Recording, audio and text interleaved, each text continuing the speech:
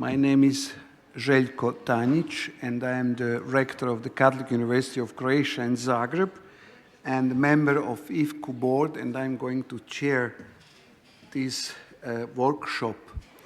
I'm delighted to greet among us the participants of this workshop, Reverend Stephen Morgan, IFCU Vice President and Rector of the University of St. Joseph, Macao, China, Professor Sigrid Müller, Institute of Systematic Theology and Ethics, University of Vienna, Austria, Dr. Father Joseph C.C., Vice Chancellor of Christ University, India, and Father Salim DACCACHE, Jesuit Father, Rector of the University St. Joseph, the Beyrouth, Lebanon.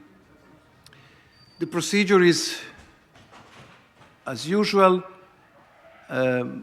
our colleagues will have 15 minutes on disposal for their presentation.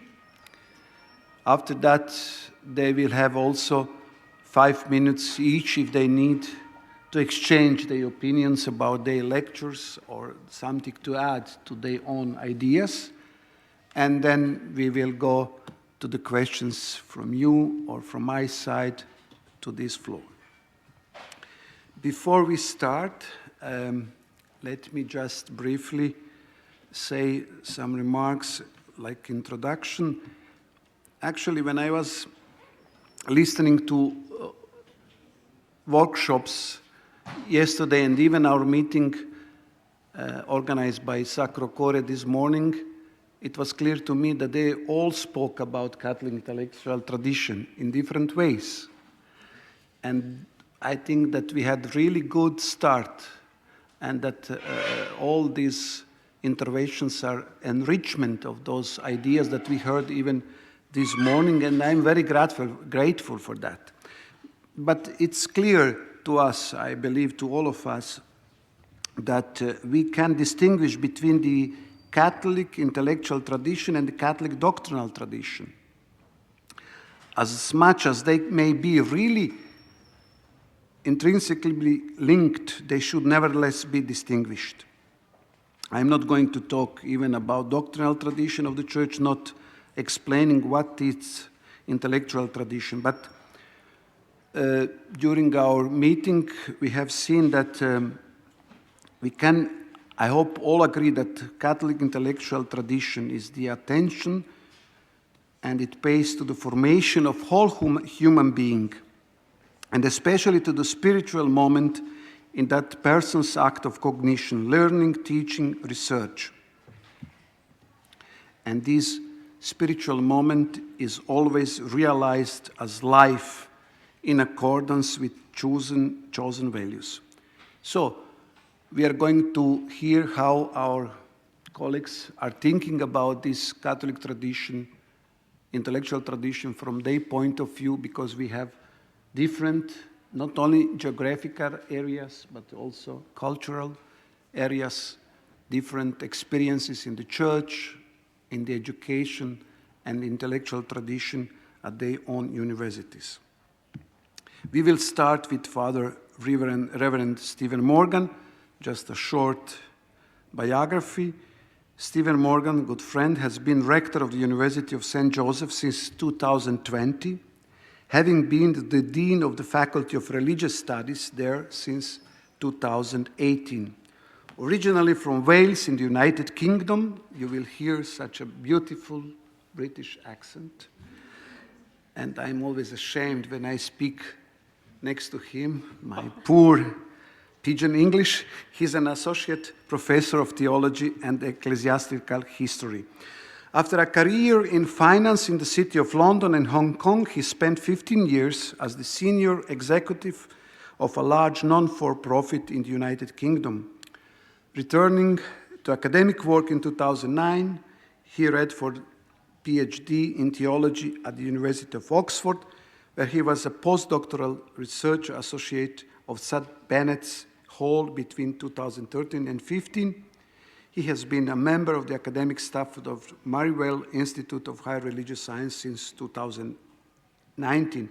In August 2022, he was elected Vice President of the International Federation of Catholic Universities, The same month, he was also elected president of the Executive Secretariat of the Association of Southeast Asian Catholic Colleges and Universities. And he's also a board member of the Association of Universities of Asia and the Pacific. Stephen, the floor is yours. Željko, thank you very much indeed. I want to begin this short intervention by making a bold claim, one that is certainly not immune from serious challenge, one that hardly fits the various nostrums of contemporary secular society, anti-colonialist rhetoric, or for that matter, the self-denying anti-triumphalism that has marked the post-conciliar church.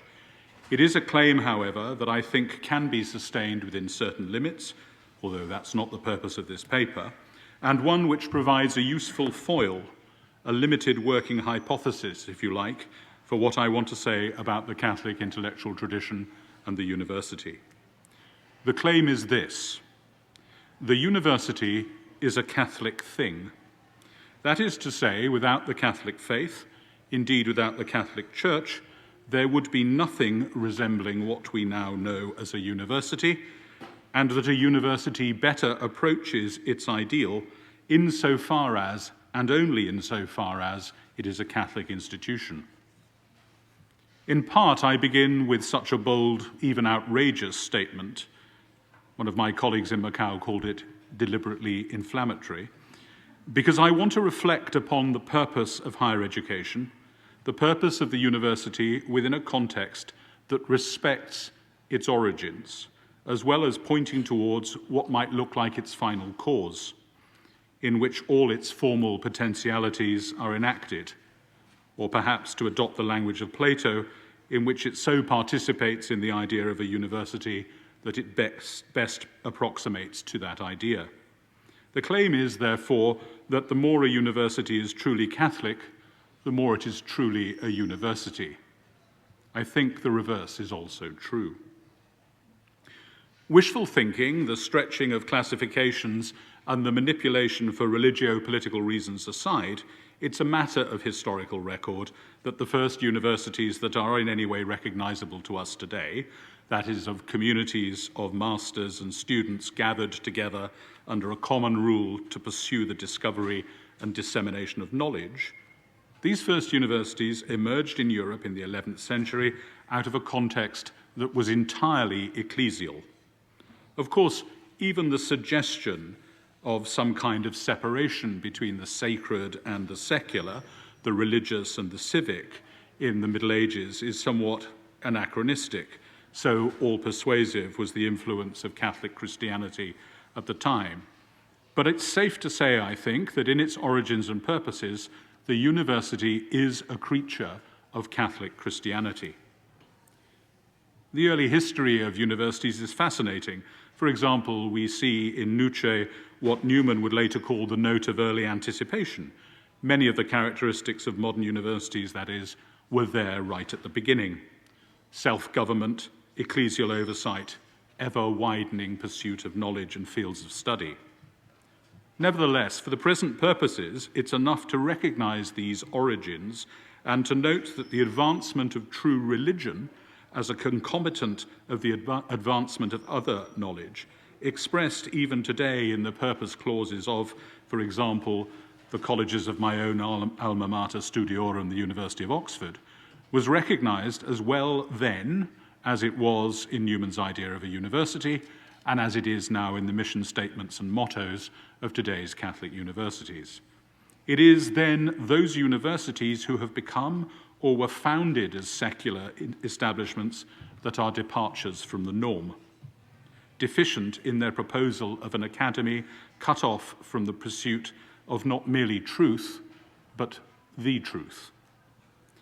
If universities are, as I claim, Catholic in nature, then the question of what the intellectual elements of that Catholic nature are requires addressing. At first pass, a concept with such a catchy name as Catholic intellectual tradition might offer us, we might reasonably hope, some indications as to how we might answer it. Unfortunately, I think what is normally referred to as the Catholic intellectual tradition is of little practical use to us. The term, as it is commonly used, is of surprisingly recent coining.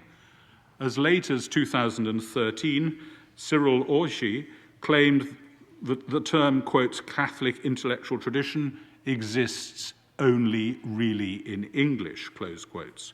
And he cited a paper given by Wolfgang Grassel entitled, Is There Really a Catholic Intellectual Tradition? Given at the American Academy of Religion conference in November 2009, in support of the assertion that, quotes, the term is not found in Italian, German, Polish, French, or Spanish. Its equivalent in those languages is probably Catholic thought, close quotes. Indeed, a brief search of online sources finds the first use of the German term Tradition katholischer Intellektualität as late as 2016, where the term is expressly disavowed as being sectarian, contrary to the German intellectual tradition and even a product of an anachronistic Eurocentrism. The author of that first German article went so far as to claim, quotes, in German-speaking countries, such a title rather provokes irritation. Isn't intellectuality as a claim of holistic world interpretation an anachronism anyway? And does an insistence on Catholic intellectuality not succumb too easily to the temptations of particularistic milieu formation and then only have a polarizing effect? Close quotes. Of course, we should note that the German term Intellektualität refers to a disposition of mind, intellectuality in English perhaps, rather than to a thing, a tradition. And the term Catholic intellectuality has a much older but politically charged history in the German Academy. A similar search in Italian sources produces no use of the term before 2018, and that in an article written by an American. The term is all but absent from French sources, where what is much more visible is the notion not of a Catholic intellectual tradition, but of the Catholic intellectual, viewed positively or negatively depending upon prior intellectual and political commitments. So given this background, it's perhaps important to consider where the term sprang from in the English-speaking world and whether the circumstances of its appearance are so particular as to make the term all but unusable apart from that context. Paul Sullins argues that the term developed in the American Catholic Academy against the background of a sense that, quotes, at issue is whether Catholic institutions of higher learning are likely to succumb or have already succumbed to the attenuating forces of secularization that evaporated the religious distinctiveness of mainline Protestant educational institutions a century ago, close quotes. The history of claims of secularization are often difficult to disentangle from issues of ecclesial politics. It is, however, a matter of record that Protestant institutions in the English-speaking world did undergo a measure of attenuation of religious character in the face of secularization, even in those universities of original, if now historically distant, Catholic origins. For example, once again, the University of Oxford dropped the requirement that graduates be communicant members of the Church of England in the 1870s, the requirement for all undergraduates to pass an examination in divinity in the 1920s, and compulsory, albeit infrequent, attendance at chapel at much the same time. In the period after the Second Vatican Council, and often catalyzed by the reception or non-reception of Humanae Vitae, this question of secularization, especially in North America, became tied up with issues of academic autonomy and freedom, understood in a highly culturally specific manner, which perhaps owed more to the constitutional and political history of the United States than it did to Catholic theology. They became even more pronounced following Pope St. John Paul's Ex Corde Ecclesiae and have certainly fed into the so-called Catholic culture wars of the first quarter of the 21st century. So much so, in fact, that I would argue that taking our lead from North America in our understanding and use of the term Catholic intellectual tradition is almost entirely unhelpful to us, particularly to those of us who struggle to understand what is distinctly Catholic about the intellectual and academic lives of our university in those parts of the world where Catholicism is not a faith in full-blown retreat in the face of secularization, but is instead a missionary faith in societies where the influence of Christianity has been at best marginal. Should we then dispose of the term altogether and try and find a better one? I would argue not, because the term can reasonably be used to articulate something that is precisely ordered towards the nature. Am I speaking too quickly? Don't worry, we will give you some additional minutes. Don't worry. Let me tell you, if I was speaking in Welsh, it would be even faster. That's great. So, no, just don't worry. We have time. We have time. Maybe I could have a second job as a racing commentator on horse racing. Probably pays better than being a rector. I'll go back a sentence for the benefit. I'm sorry. I love simultaneous interpreters. You have such a hard job. I would argue that taking our lead from North America in our use and understanding of the term Catholic intellectual tradition is almost entirely unhelpful to us, particularly to those of us who struggle to understand what is distinctly Catholic about the intellectual and academic lives of our universities in those parts of the world where Catholicism is not a faith in full-blown retreat in the face of secularization, but is instead a missionary faith in societies where the influence of Christianity has been at best marginal. Slow enough? Slower yet. I'm not sure I can breathe between each word. Should we then dispose of the term altogether and try to find a better one? I would argue not, because the term can reasonably be used to articulate something that is precisely ordered towards the nature of a university as an essentially Catholic enterprise, and one which accordingly serves a missionary purpose, a university that goes forth to witness to the joy of the gospel, to adopt the vocabulary of the current pontificate. A religion that is so fundamentally committed to the notion of the incarnation, that God became man in Jesus Christ for our salvation, and which has adopted the theologically and philosophically rich language of logos to express something of its understanding of God, is a religion that seeks to offer an account of reality that is precisely ordered and rational, one that is a cosmological account, not a chaotic one. The idea of logos as expressing something of the divine is not entirely unique to Christianity. Indeed, in the Taoist account that has been so influential in East Asia, Tao itself can be understood as not simply an idea, but as having something of divine personality about it. Nevertheless, the idea that the ordered principle of all that is not merely itself divine, but has become man, and in his manhood has wrought the restoration of man, and indeed the whole cosmos, is unique, at least in the manner in which it's been worked out in Catholic theology in its Trinitarian and Christocentric and therefore cruciform fullness. This claim that all that there is can be understood as ordered, rational, coherent, free from essential contradictions and chaos, is also a bold one. It is perhaps, though, worth remembering that the account of creation that we have in sacred scripture is one that is at least committed to the idea of order being brought out of chaos as it is to the idea of creation ex nihilo.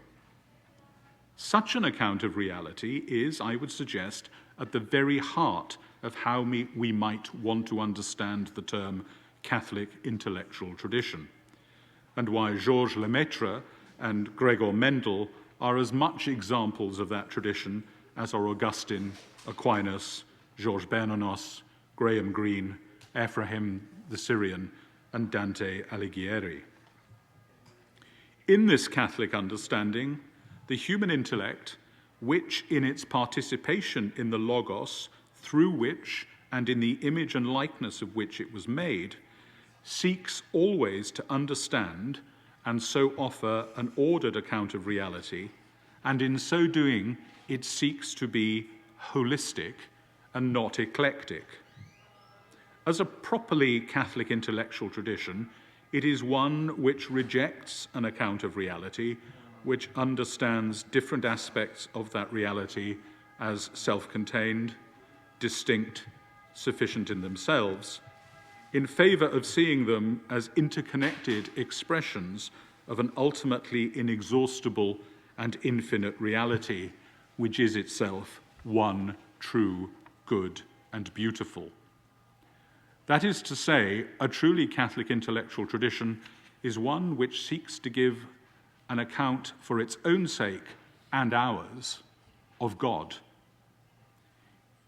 It is here, I think, that the idea of a Catholic intellectual tradition, one directed towards what John Henry Newman called universal knowledge, has something useful to say to us, not just in the sense of offering some indications of what it is and where it is to be found in its various expressions, but something which speaks to the purposes of universities understood as I rather provocatively claimed them to be at the beginning of this paper. As so often with abstract concepts, it's easier to say what the Catholic intellectual tradition is not than to say what it is. So let me commence my closing remarks with saying what I think it is not. I do not believe that any real and meaningful, not to say practical and useful notion of the Catholic intellectual tradition can be understood in terms of some retrospectively constructed selection of thinkers whose particular concerns happen to align with our own position in the ongoing interaction between Catholicism and secular postmodernity, any more than I think it refers to an assertion of personal and institutional autonomy which would set up what we might call, again to borrow a term from Newman, private judgment against the truths of divine revelation and the Church's magisterium. I must put my cards on the table here. I view the former construction as prone to a self-serving, intellectually myopic tunnel vision, and the latter view as almost always grounded in an attempted post hoc justification of dissent, usually these days related to issues of personal sexual morality. So what can we say positively? When Pope St. John Paul issued the encyclical letter Fides et Ratio, the initials, FR, by which the document was often referred, was amusingly referred to by not a few of us as standing for Fisichella and Ratzinger, the supposed authors of the document. My own work in the last few years, however, has made me more familiar with John Paul II's own academic work, particularly as it so often complements and offers a Thomistic personalist account of things that I know well from Newman and his rather different approach. I wouldn't want to ignore the possibility of the hands of Archbishop Fisichella and our late lamented Pope Benedict in the overall structure of the encyclical. I would now, however, claim that it was only Papa Wojtyła who could have written the opening sentence of that document, a sentence which expresses best for me the activity in which a Catholic intellectual tradition consists, the purpose to which such a tradition must be orientated, and the scope of that enterprise, the space for which only a university properly conceived, and therefore a Catholic university, can genuinely afford. So let me end by reminding you of that lapidary opening definition of the activity, purpose, and enterprise that is the Catholic intellectual tradition. Faith and reason are like two wings on which the human spirit rises to the contemplation of truth, and God has placed in the human heart a desire to know the truth. In a word, to know himself, so that by knowing and loving God, men and women may also come to the fullness of the truth about themselves. That, for me, is the Catholic intellectual tradition. Thank you.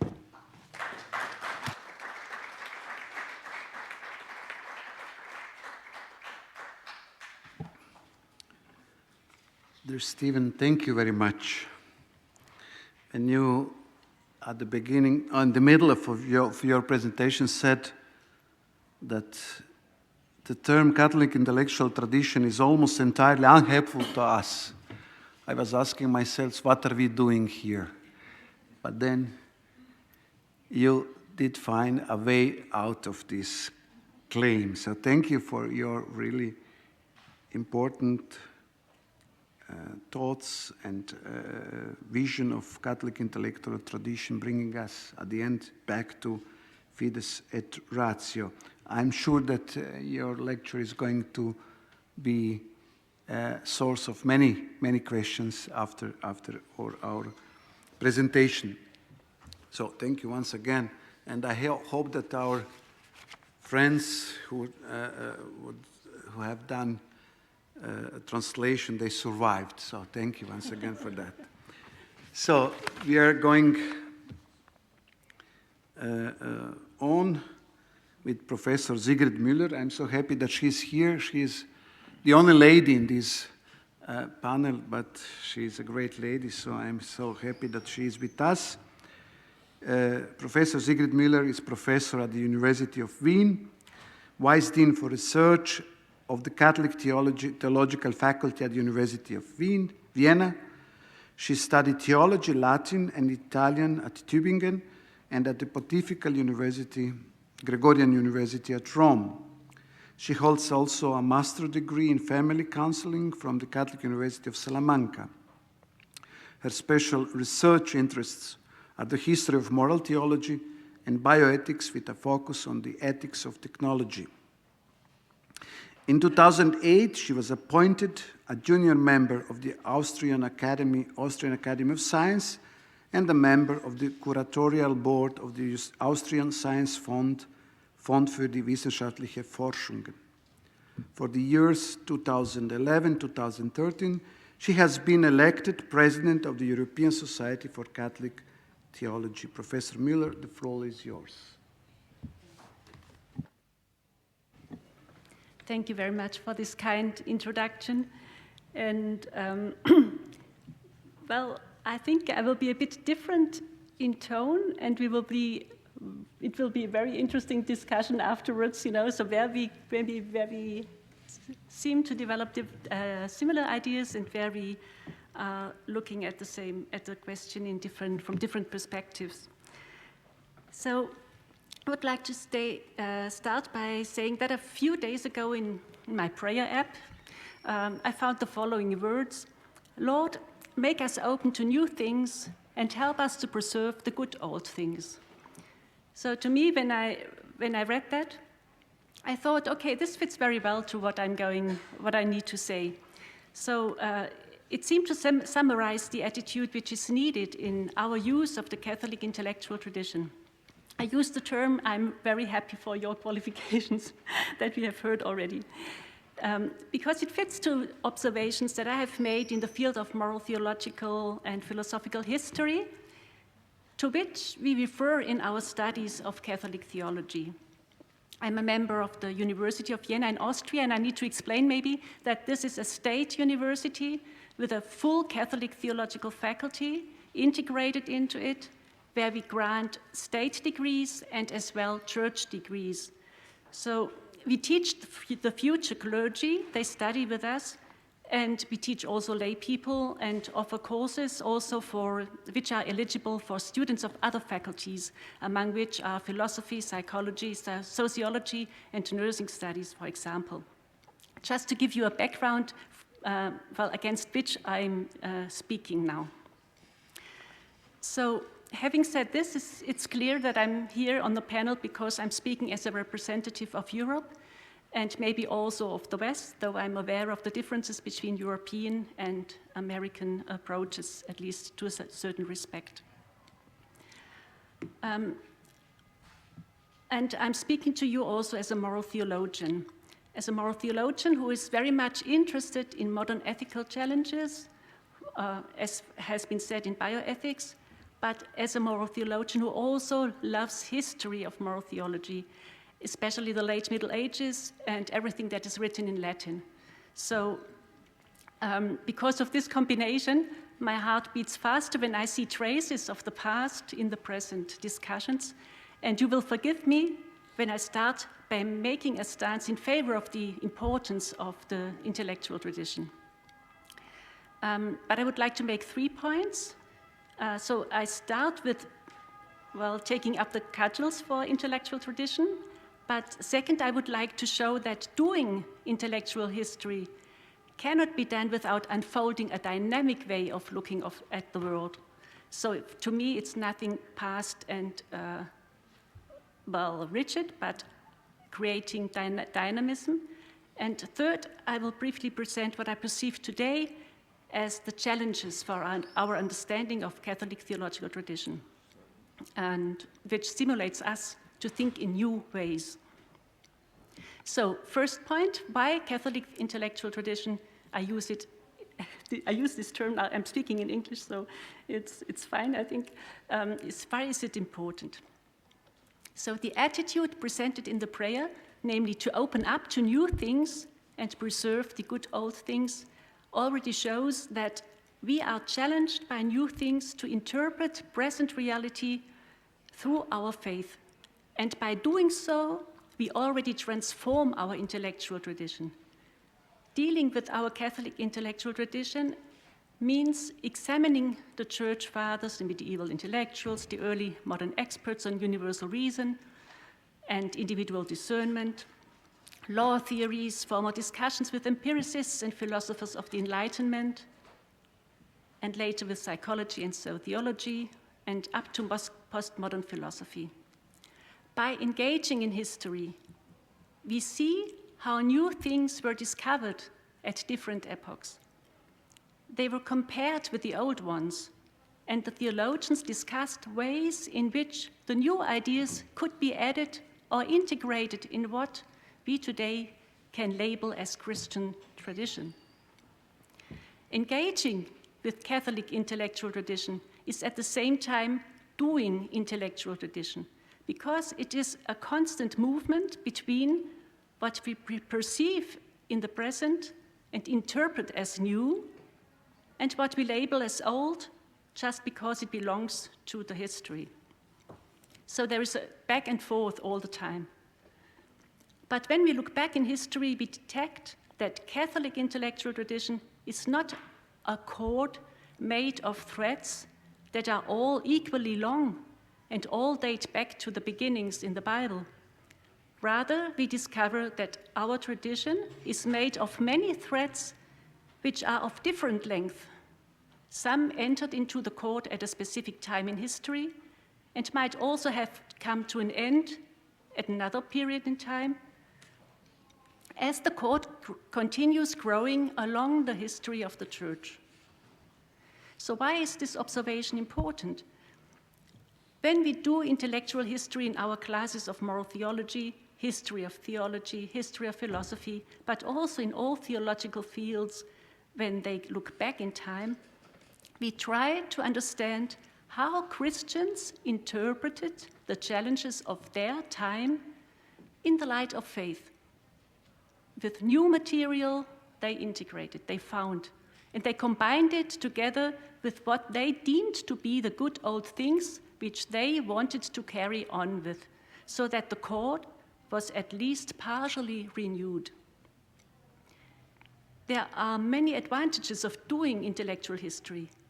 It helps us to become aware of the richness of our faith tradition, and of the faith of former Christians. We learn about traditions which we seem to have forgotten. Sometimes we learn to our surprise that what we think is most typical of our Christian tradition consists in reality of a thread which is much shorter than we thought. I remember very well when I first learned in my studies that marriage has not been there forever sacrament, that it is only since the 15th century that marriage has been regarded for sure a sacrament. There have been discussions before. So, and another example are the normative systems in moral theology. If we look back, we discover the rich virtue tradition, virtue ethics tradition, which we would not see when we only regard the past decades of our teaching theology. So we learn to know the varieties that have existed. We learn about women who baptized other women. We learn that there were arguments used that we wish to never use again regarding conversion and whether these people should live or not if they were sinners. And we learn about things changing slowly but steadily. And this brings me to my second point. Doing intellectual tradition enables us to understand it as dynamic, as a dynamism, and understand also our reality, our presence as dynamic. All these discoveries, they are encouraging. They encourage us to take responsibility for tradition in our present times. Just as our fellow Christians in the past, we are entitled to search for new threads that we think we should weave into the core of our tradition, and to reflect on what we think should be maintained. When we do intellectual history, we get amazed with how closely and seriously medieval theologians engaged with all academic and scientific knowledge that they came across, and also with other faith traditions and philosophies. If you think about the Islamic tradition of philosophy, that they were assuming, that they were discussing, that they were thinking about and reflecting what can be integrated, what is wrong, what would they see otherwise, all the vision of the nature, they took everything on and they reflected it in the light of their faith. If you take these medieval people as examples, this takes away any fear of encounter with what is contemporary and challenging, foreign, stimulating thought. Theology stands for the capability of looking closely at reality in the light of the gospel. It means taking life seriously and interpreting it. Here is also where the dialogue with natural sciences comes in. If we remember St. Albert the Great and Thomas Aquinas in the past, they engaged with all this scientific knowledge as they had it at their times and interpreted the life. All our surroundings, all the people we are talking to are impregnated by the recent developments in science. So also our faith needs to speak to people who are facing this reality. In this way, engaging with past intellectual discussions between Christianity and culture helps us to rediscover the dynamism which is inherent in Catholic intellectual tradition. And it is this dynamism that keeps faith alive. As I read once sprayed on a wall in Vienna, tradition is not about passing on the ashes, but the embers. Could I say the fire? So I'm coming to present challenges. When we engage with present discussions and ideas so that the glowing embers can turn into a flame, a new question needs to be asked, which was brought up in yesterday's discussion. New research approaches, as for example, postcolonial studies and intersectionality, challenge an understanding of our Catholic intellectual tradition as it was understood for a long time. They point the finger at the fact that Christian intellectual tradition reads first and foremost as a predominantly European history. Is the European intellectual history tradition still the only key of interpretation for today's Christian approaches? As the developments of the most recent meeting on the Synod on Synodality has shown, if we look at numbers, the center of the Church is shifting to the global South. If we recall this global distribution of Christianity, why have we, I'm asking myself, during my studies in theology, why have we, maybe because I studied too little time in Rome, I don't know, but at least at that time, why have we heard so little about the history of Eastern Christianity, which is as old as our Western tradition? how far have we got in integrating the history of the missions in the countries and continents who have embraced Christianity in more recent centuries? And more important, if we recall the image of threads that form the core of Christian intellectual tradition, we need to ask ourselves, how should we integrate the threads of non-European traditions? Or which would be a more radical question, is there and should there be, in the light of the different developments, still one single core of Catholic intellectual tradition? Or would it be more exact to imagine the Church and its intellectual tradition rather as assuming the shape of a many-armed octopus? The head is the Church, comprising also all the institutions of Catholic education, which means as a church, we can only swim if we learn to develop the different chords and learn to move the different chords together. So this would be the other picture. This is not something that came up to my mind, and I'm very curious to discuss that with you. So why should we not just cut some threads and integrate all into one? So the answer to this question depends probably also on how we perceive of the human being. As one of my doctoral students from Malta, who is writing his doctoral thesis on Veritatis Gaudium and the theology of the Mediterranean formulated, it depends on whether we see the Holy Spirit operating in the human being only as a spiritual, in the sense of intellectual force, or whether the encounter with Christ is more precisely seen as incarnational. Not abstract ideas, but life itself as it is lived in the different places of the world is where the encounter of grace and reality takes place. Catholic tradition from this point of view is not only an intellectual tradition, but a tradition manifesting the incarnational dimension of our faith, and therefore encompasses many differently shaped cultural expressions. So therefore, I think that the greatest challenge for Catholic intellectual tradition today is the question of how we want to understand it, and that we still know it very partially. In many continents, I think it is still in the making.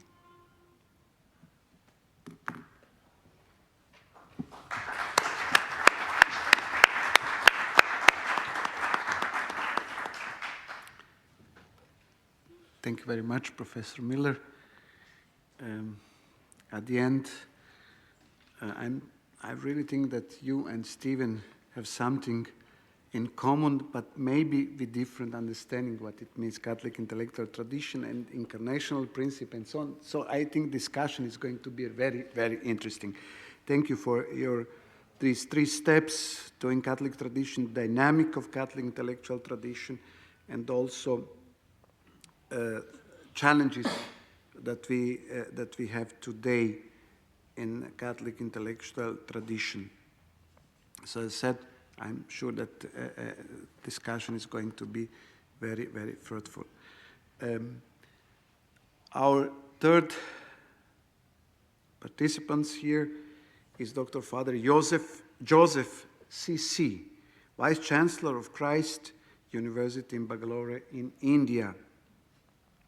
Since assuming the role of Vice Chancellor at Christ University in 2023, Father Joseph has played a pivotal role in steering the institution toward excellence. His journey within the university has been marked by significant leadership roles, including Pro-Vice Chancellor and Director of Student Service. Notably, Father Joseph has held key positions such as a Director of the Center for Counseling and Health Service, as well as leadership role in the Department of Sociology and Social Work. Father Joseph actively immerses himself in research across a spectrum of disciplines, including maritime history, organizational culture, work values in educational institutions, and maritime relations. He is currently leading a major research project on organizational culture, work values, and organizational performance in the institution of higher education in South India. He holds a master's degree in history from Maharaja Sayarao University, Board, Gujarat, and a PhD from Pondicherry University in India. Beyond his academic history and career, he is a proud member of the Carmelites of Mary Immaculate Congregation. So, Father Joseph, we are happy that you are with us. The floor is yours.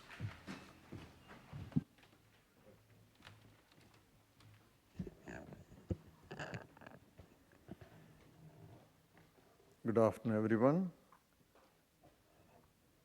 In the spirit of Ex Corde Ecclesiae, every Catholic university as a university is an academic community which, in a rigorous and critical fashion, assists in the protection and advancement of human dignity and of a cultural heritage through research, teaching, and various services offered to the local, national, and international communities.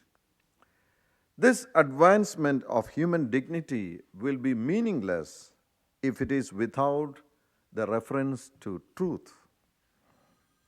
The document underlines this when it states that it is the honor and responsibility of a Catholic university to consecrate itself without reserve to the cause of truth. This is pointed out as an urgent need, namely of proclaiming the meaning of truth, that fundamental value without which freedom, justice, and human dignity are extinguished. The place of Catholic thought in contemporary India, which I am asked to reflect about, continue to be relevant as ever. Beginning with missionaries and taken forward with the visionary leaders like Saint Kyriakos Elias Chavara, the founder of the Carmelites of Mary Immaculate, the first Indian religious congregation founded in 1831, an inspiration of Christ University. Catholic educational institutions have made a lasting impression on academic thought in India. For instance, Saint Kyriakos Elias Chavara's vision of inclusive education by bringing together students from lower and higher castes, varied economic backgrounds, was a revolutionary step in the context of 19th century India.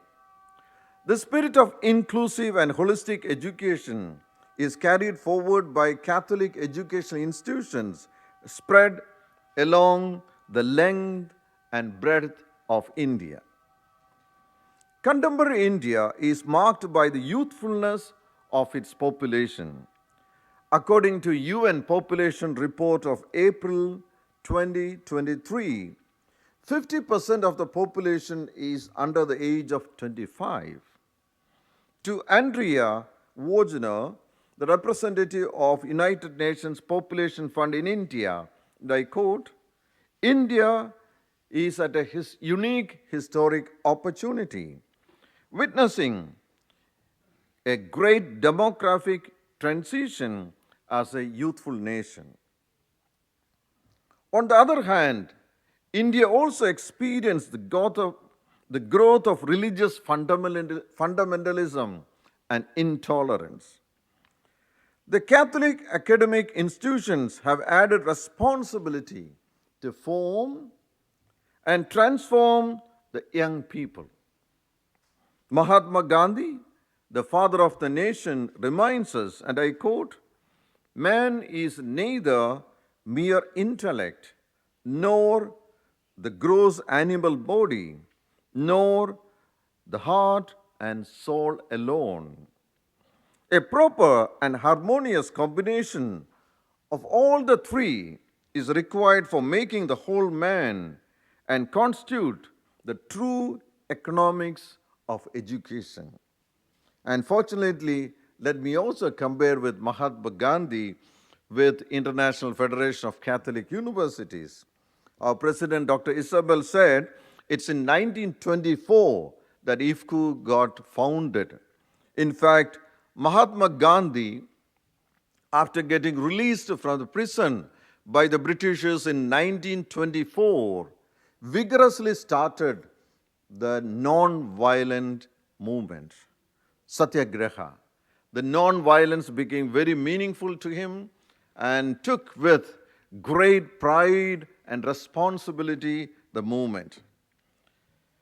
My presentation consists of two parts. In the first, I will outline the major features of the Catholic intellectual tradition. And in the second part, I'll apply these features in the Indian Catholic and in the particular context of Christ University. The major features of the Catholic intellectual tradition, as we all know, consist of faith and reason, commitment to truth, human dignity and common good, interdisciplinary inquiry, dialogue with different cultures, service, and social justice. The part two, I am applying these features in the Indian Catholic tradition in a university like ours, with a focus on whole person education. The Catholic universities need to emphasize again and again the holistic, the integral development of students, as we used to say, focusing on three aspects: intellectual, soul, and mind. Let me reflect some of these aspects in our context. Starting with intellectual, the first of the aspects to reflect is academic excellence through interdisciplinary training. And for us in India, we have adopted for the last 2 years a new policy in education known as National Education Policy of 2020, which emphasizes on multidisciplinary training, research, entrepreneurship, and innovation. The second aspect of this reflection is about moving from information to wisdom. And the third aspect is the social impact initiatives. And very proud to say that our Catholic institutions in India advanced in taking initiatives for social sensitization. For example, in Christ University, we have a large number of students who are volunteers in Center for Social Action in all our 6 campuses. And as a result of which, we could see indirectly we are taking up evangelization. Indirectly, we reach to all the students from different religious backgrounds the need of reaching out to the other. So, with Center for Social Action, Christ University works towards assisting marginalized communities, providing services such as education for the underprivileged by the volunteers, giving tuitions in slums and villages. We have also started Parivartana, meaning transformation for recycling purposes. The environmental responsibility and climate action is taken up by the students of Christ University through Christites for Climate Action and Green Army.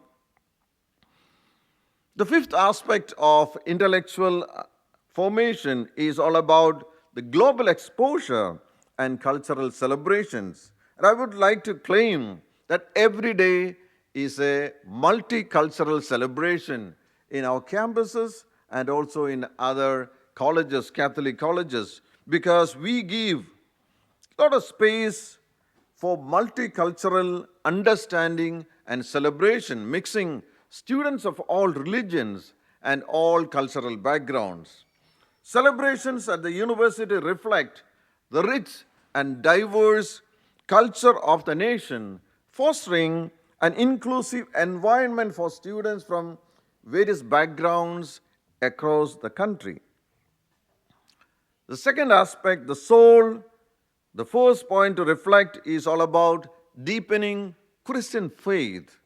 And we are very proud to say that we have a number of activities, initiatives under the banner of Association of Christian Christites. Christite is a term given to a student of Christ University, and this promotes fostering a deeper understanding of Christian faith and its experiences through mentoring for the students who are away from home and support to experience their Christian faith and share with others. Fostering interfaith dialogue, which is happening, as I said, in the inclusive environment we create in the university. Ecumenical services are also integrated to enhance the diverse spiritual experiences, promoting broader Christian community within the university. The chapels are open to congregations beyond the Catholic faith, fostering an atmosphere of inclusivity and religious harmony. Character formation. Christ University placing a strong emphasis on ethical leadership, social responsibility, and personal integrity through character formation initiatives.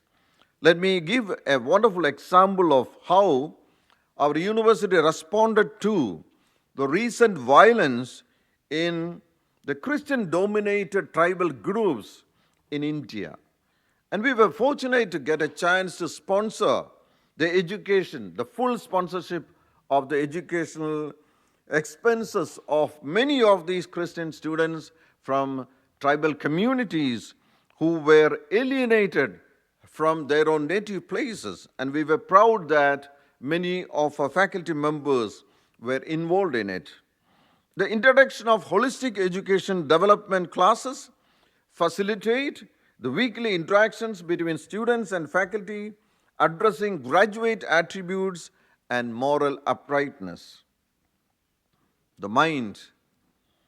Addressing the mental well-being is a priority at Christ University, achieved through workshops and peer-to-peer support networks. The peer education system known as Preparing Students for Life exemplifies this commitment. Recognizing the significant role the peers play in the lives of young adults, the program equips peer educators to contribute to nurturing intimacy, friendship, and positivity, thereby building a holistic personality. Additionally, the university provides a dedicated center for counseling and health services, and the center operates with 2 wings, one focused on counseling and mentoring support, creating a safe and non-judgmental space, and the other providing basic health services and medical first aid. The holistic approach of Center for Health Services aims to foster mental well-being of students and staff and all the faculty members. To conclude, in the vibrant tapestry of Indian society, the universities and the Catholic colleges blends Catholic intellectual principles with deep engagement in Indian context. This unique educational experience aims to empower students not only as knowledgeable individuals, but also as compassionate citizens, responsible leaders, and engaged servants of faith and society. The commitment to Catholic intellectual tradition resonates in the university's values of holistic development, academic excellence, and social responsibility within the multicultural and multi-religious fabric of Indian society. Thank you.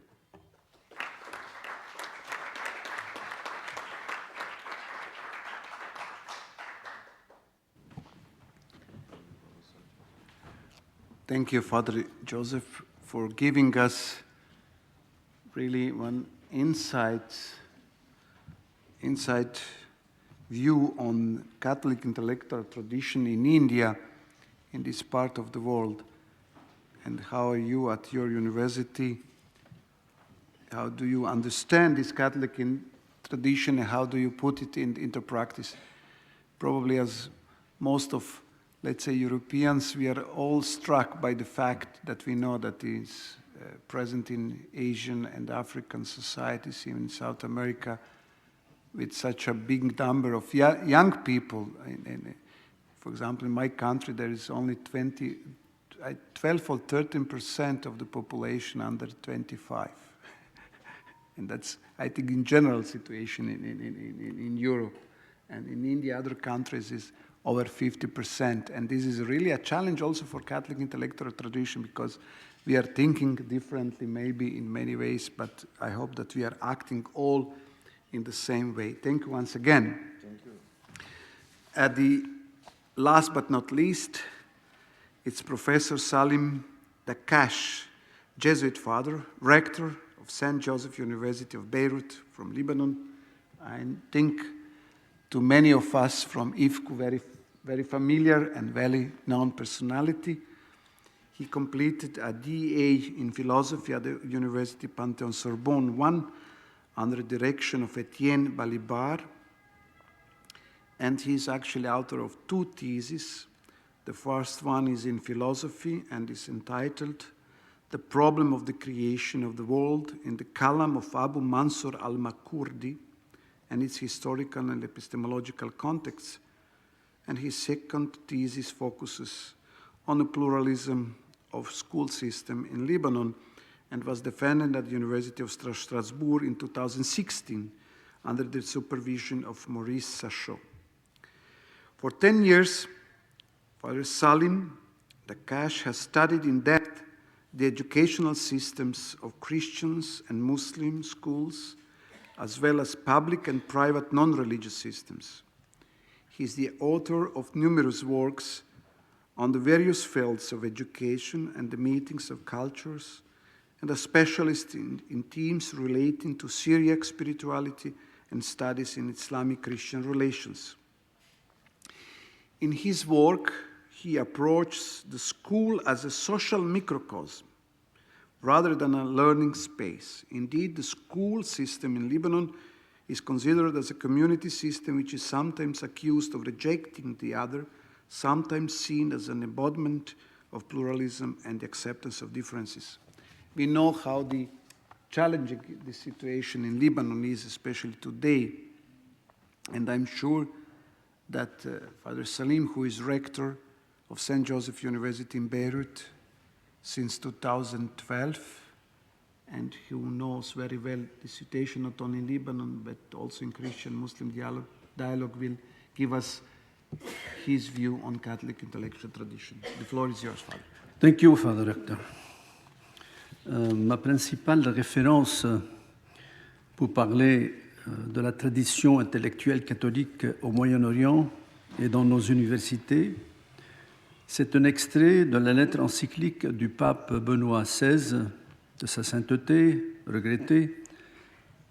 Et cette lettre a été donnée suite au synode pour les églises du Moyen-Orient en 2010. Et il dit dans le paragraphe 91 ce qui suit: « Étrangères à tout prosélytisme, les institutions éducatives catholiques d'enseignement supérieur au Moyen-Orient, au Liban, accueillent des étudiants d'autres églises et d'autres religions. Étant d'inestimables instruments de culture pour la formation à la connaissance des jeunes, elles démontrent de manière éclatante la possibilité qu'il y a au Moyen-Orient de vivre dans le respect et la collaboration, par une éducation à la tolérance et par une recherche continuelle de qualité humaine.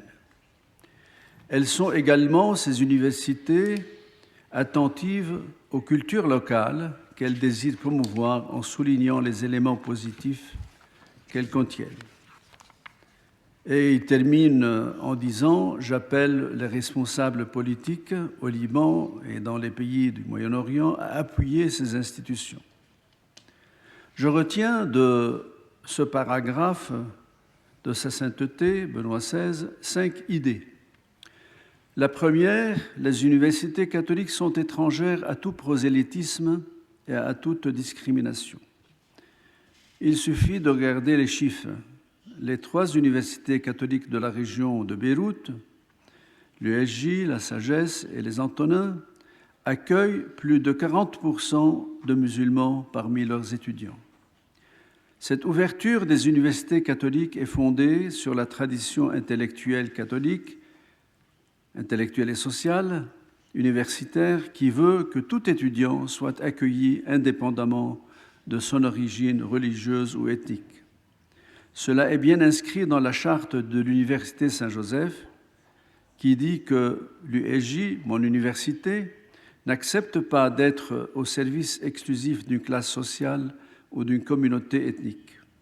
Elle n'accepte pas non plus d'être asservie par une idéologie et entend sauvegarder sur son campus la liberté de l'information et du dialogue tant qu'elle ne porte pas atteinte à l'ordre public et aux activités d'enseignement. Appartenant à une société donnée, elle espère cependant en être le ferment. Fin de citation. C'est en effet un deuxième pilier de la tradition catholique qui est en jeu, celui de la liberté, du débat et de connaître, qui est à la base de cette attitude, s'agissant plus encore d'une liberté de la personne et de sa conscience. On sait bien que chez le cardinal Newman, le deuxième pilier de sa pensée, c'est la conscience, qui puisse juger et accueillir l'autre. Je pense que l'action de nos universités dans ce domaine a été déterminante pour que l'islam religieux d'Al-Azhar, sunnite, et même chiite par ailleurs, ait accepté en 2017 la liberté de la conscience, principe de toute citoyenneté.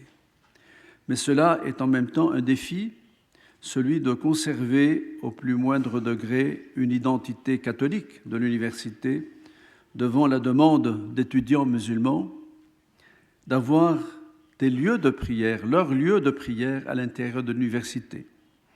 Et ce qu'on a fait, et communément, c'est de dire aux étudiants musulmans, vous pouvez prier dans un lieu qu'on vous désigne, mais on ne va pas installer des mosquées à l'université catholique.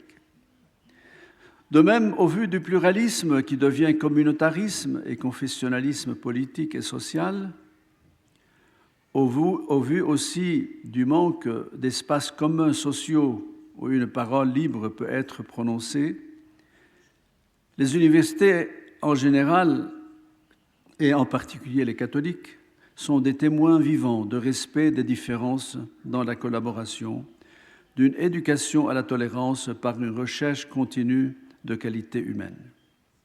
À l'USJ, notre position est que le respect, la tolérance, le dialogue religieux sont des valeurs importantes, intrinsèques, mais il faut passer à une éducation à la citoyenneté, comme système de valeurs citoyennes, des devoirs et des droits communs à inculquer aux jeunes à travers un programme académique d'engagement social et citoyen de 30 crédits européens.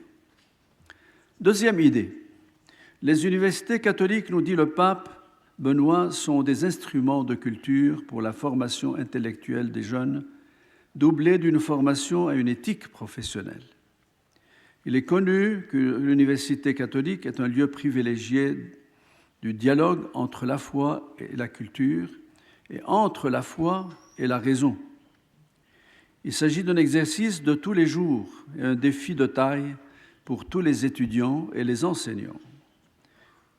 Je me contente ici de dire que certains caractères de la tradition catholique marquent profondément notre attitude et notre éducation d'université catholique et jésuite en Orient face aux réalités terrestres.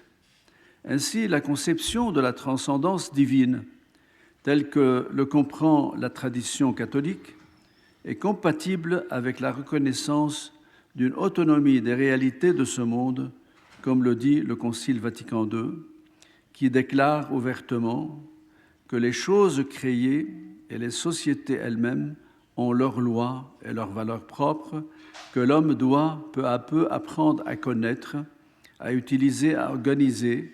Une telle exigence d'autonomie est pleinement légitime. Non seulement elle est revendiquée par les hommes de notre temps, mais elle correspond à la volonté du Créateur.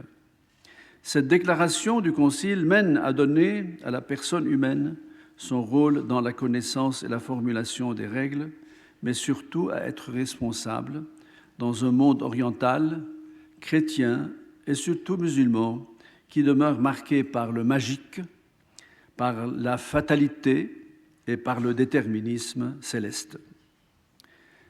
La foi donne des principes et des normes, la foi chrétienne, des normes de jugement moraux, des orientations d'action, mais il est évident que les solutions concrètes et immédiates aux problèmes quotidiens doivent reposer sur la capacité de compréhension et, je dis le terme, de discernement de personnel. Dans notre cas, il est indispensable, et ça, mon troisième idée, il est indispensable qu'il y ait une formation au discernement, non seulement calculateur, mais une formation de la conscience morale au discernement. Celle-ci ne peut être sacrifiée par une réduction des programmes académiques à des objectifs d'efficacité ou à des compétences seulement techniques. Se trouvant dans un contexte pluraliste, une université de tradition catholique, sans renoncer à ce qui lui est propre, doit aller dans ce sens, former à la responsabilité au discernement. De même, la formation au discernement doit se faire dans toutes les disciplines, car il n'y a pas d'économie ou politique ou médecine catholique, mais il y a une pratique catholique de ces disciplines. De même, le rapport au savoir est au cœur du projet de l'Université catholique. La promotion humaine qu'elle vise ne se limite pas à l'acquisition d'une culture ou à la maîtrise d'une technique. D'après là, elle est ouverte aux questions fondamentales qui se posent à la conscience de tout homme, sur le sens ultime de sa vie.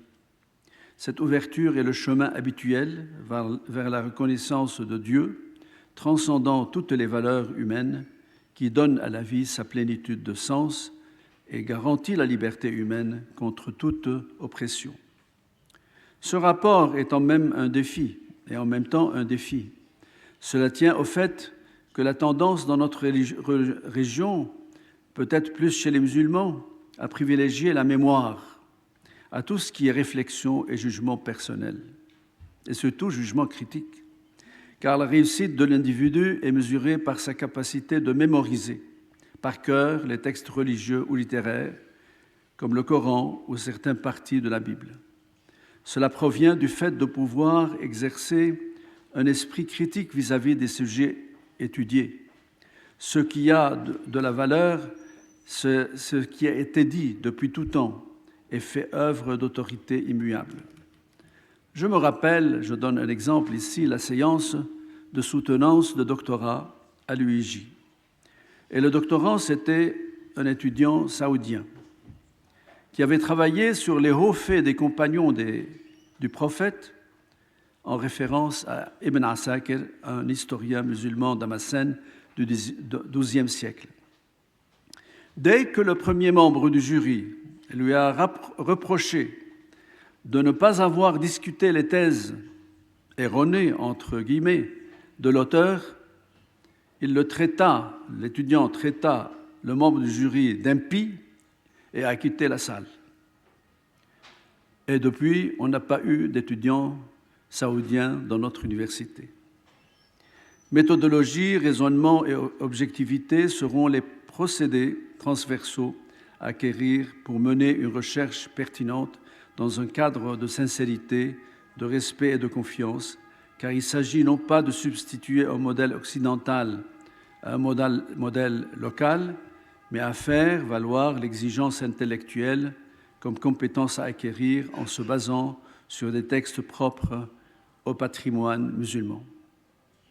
Quatrième idée, les universités catholiques sont attentives aux cultures locales, dit le pape Benoît, et c'est un aspect majeur de l'exercice universitaire catholique depuis son éclosion au XIXe siècle et jusqu'à nos jours. Ainsi, l'héritage de nos universités dans le domaine de la conservation et de la promotion du patrimoine littéraire et intellectuel, à titre d'exemple, le patrimoine chrétien arabe et musulman, pour notre université, l'USJ, est colossal et peut être considéré comme un témoin majeur de ce que l'orientalisme ainsi que les différentes études sur le patrimoine, tant en Occident qu'en Orient, ont pu produire à la fin et au XXe siècle. Des noms comme des jésuites, Louis Željko, Henri Lamens, Camille Hacheim et Michel Allard, Louis Pouzet, Maurice Buige, Henri Flèche et bien d'autres jalonnent l'histoire de la pensée arabe et islamique. Dans le cadre de l'orientalisme, il s'agit d'une école pionnière de collecte de manuscrits, de leur découverte et d'éditions critiques qui ont donné aux textes des anciens une histoire, un tissu humain et social, et un rôle dans le mouvement de la Renaissance arabe. Dans d'autres universités, comme l'Université Saint-Esprit de Castille, la NDU, Notre-Dame University, chez les Antonins, on fait renaître une bonne partie de l'héritage syriaque liturgique et monastique. Et dans un moindre niveau, le patrimoine théologique a été revisité, édité et mis en relief. L'USJ travaille fortement sur l'héritage arabe chrétien, comme je l'ai dit. À l'Université de Bethléem, ce sont des différents éléments du patrimoine littéraire artistique palestinien qui ont été collectés et répertoriés. Cinquième point. Un grand défi s'est posé ces dernières années et en fait se pose depuis toujours concernant la responsabilité sociale de l'université et sur la nécessité de la transformation sociale et en quoi la tradition intellectuelle catholique peut aider dans ce domaine. Il s'agit ici d'ouvrir ses portes à tout demandeur de savoir et de diplôme. Et d'autre part, en quoi l'université peut aider à la transformation sociale et politique. Sinon être pionnière de ce changement, considérant la première question, le défi est important pour l'université catholique. Comment continuer et comment faire pour accueillir tout étudiant apte à suivre des études universitaires, mais qui n'a pas les moyens de payer ses crédits académiques semestriels ou annuels, au vu de la crise économique et sociale qui sévit depuis maintenant quelques années au Liban et au Proche-Orient. Aider quelqu'un est un acte de justice sociale au nom de l'Église. Pour conclure, je peux dire que nos universités, imprégnées de la tradition intellectuelle catholique, ont joué un rôle bien important dans la formation des compétences, mais aussi des personnes au service de leur avenir personnel, l'avenir de leur société et de leur Église. Les universités catholiques au Moyen-Orient portent le poids de causes humaines, spirituelles, politiques et sociales de taille. Ce sont des causes, ce sont des valeurs fondamentales qu'elles portent.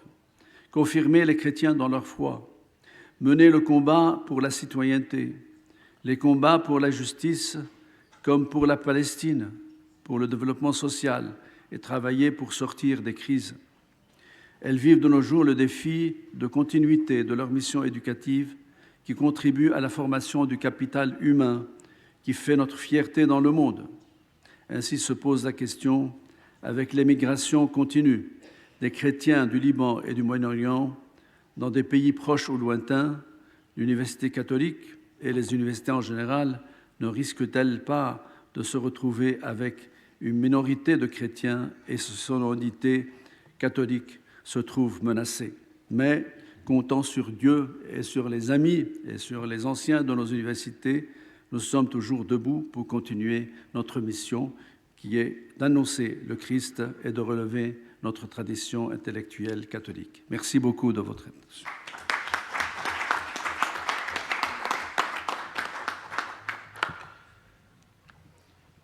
Father Rector, thank you very much, especially, I would say, for your testimony of what Catholic University in Lebanon are doing in these very difficult times and challenging times for whole society in Lebanon. We pray for that, and I I'm sure that you know that IFCU and all the members of our federation are very close to you and to your university, and thank you for giving us this view on the role of Catholic intellectual tradition and these different 5 principles at your universities, which is also inspiring for all of us.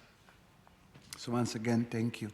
So we are running out of time, but we started a little bit later, so I think we have 15 more minutes for discussions, because we started at 2:30, and it's 1.5 hours. I think that the organizer will allow us to have 15 minutes of discussion. I will renounce on my questions. I just would like to ask our speakers, do they have something to add to their own contribution, or do they have a question to each other at this very moment? If not, then I would like to go to the floor. The floor is yours. I think we had really 4 challenging and very interesting speakers and teams. So please, the floor is yours.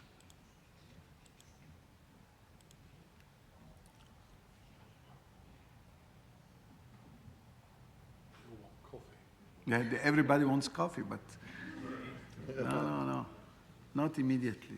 If you don't have, yes. So please. I would simply like. Because of translation, please. Yeah, okay.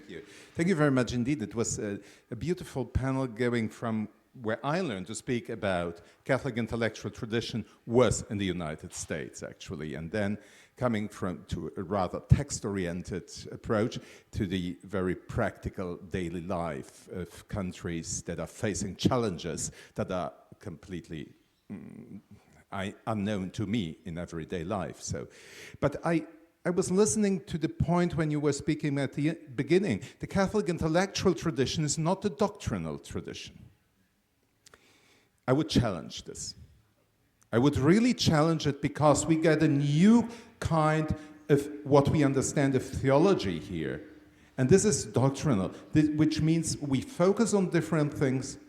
And here, what you were speaking in Lebanon and in India, this is also developing doctrine through the praxis that you are doing. And this is something that Pope Francis was also stressing, and certain theologians tell him that he's too Marxist with that. But I would like to hear some more about this link between intellectual tradition and doctrinal tradition that you separated, and that I would find very strongly linked in the daily lives and in the programs of the university that our colleagues from Lebanon and from India were presenting to us, and for which I'm very grateful. Thank you very much indeed.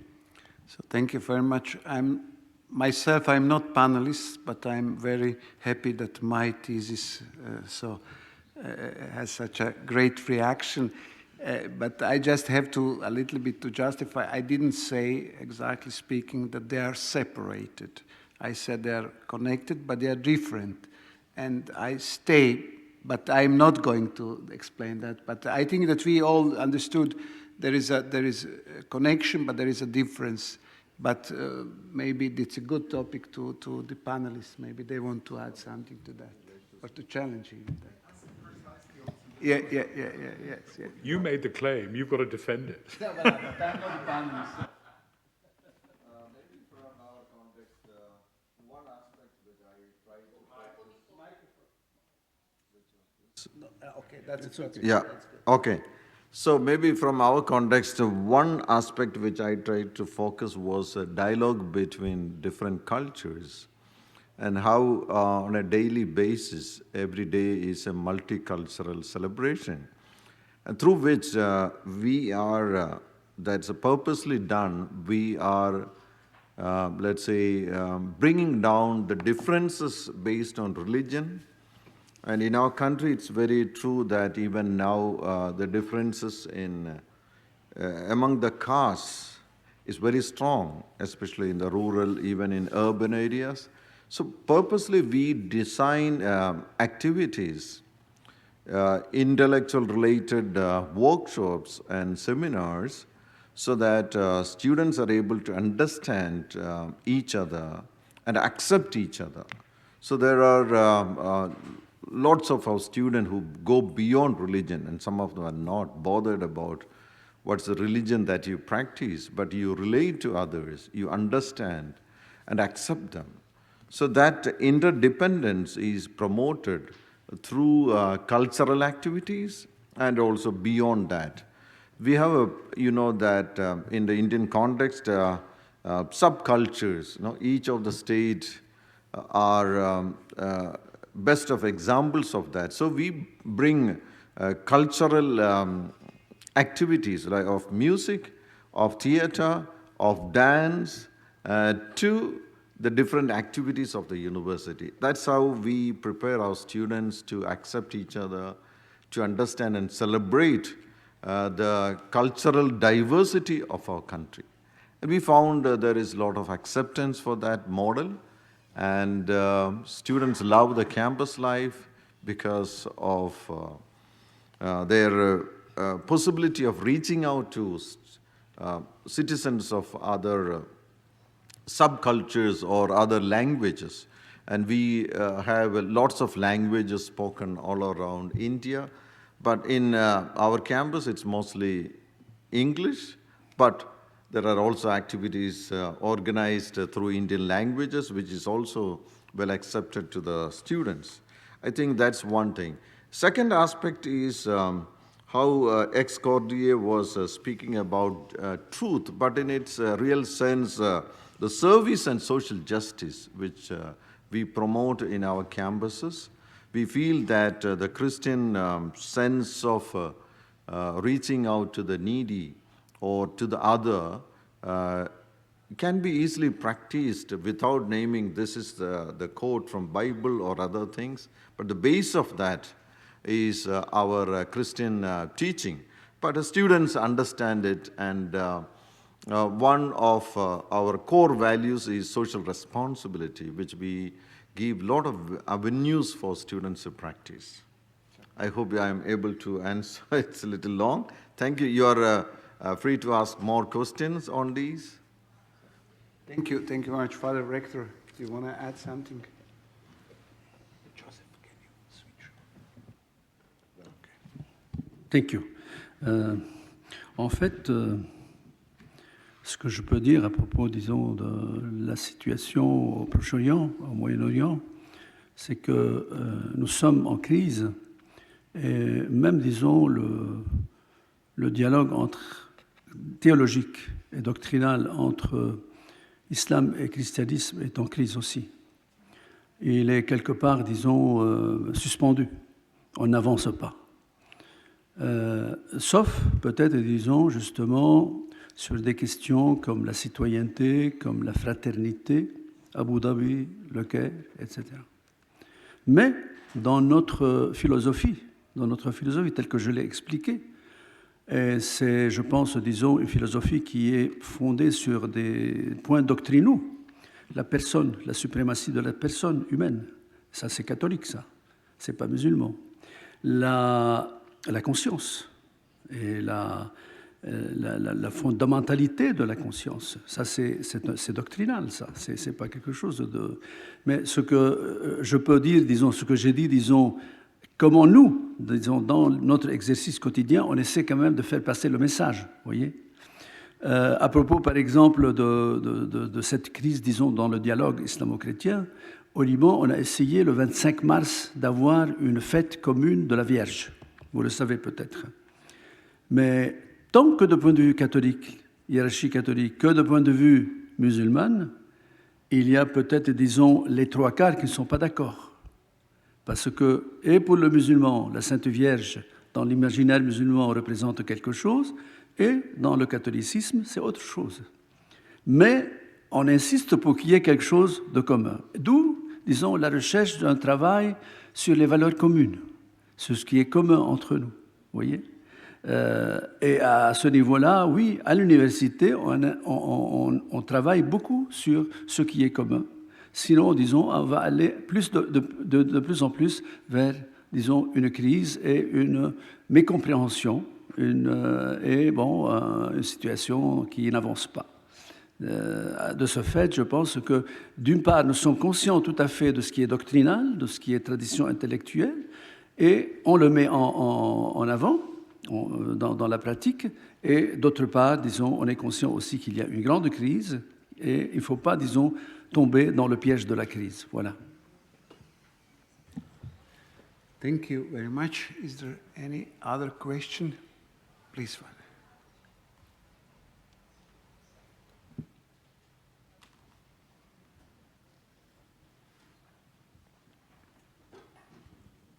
Thank you very much for your exposition, and very inspiring indeed.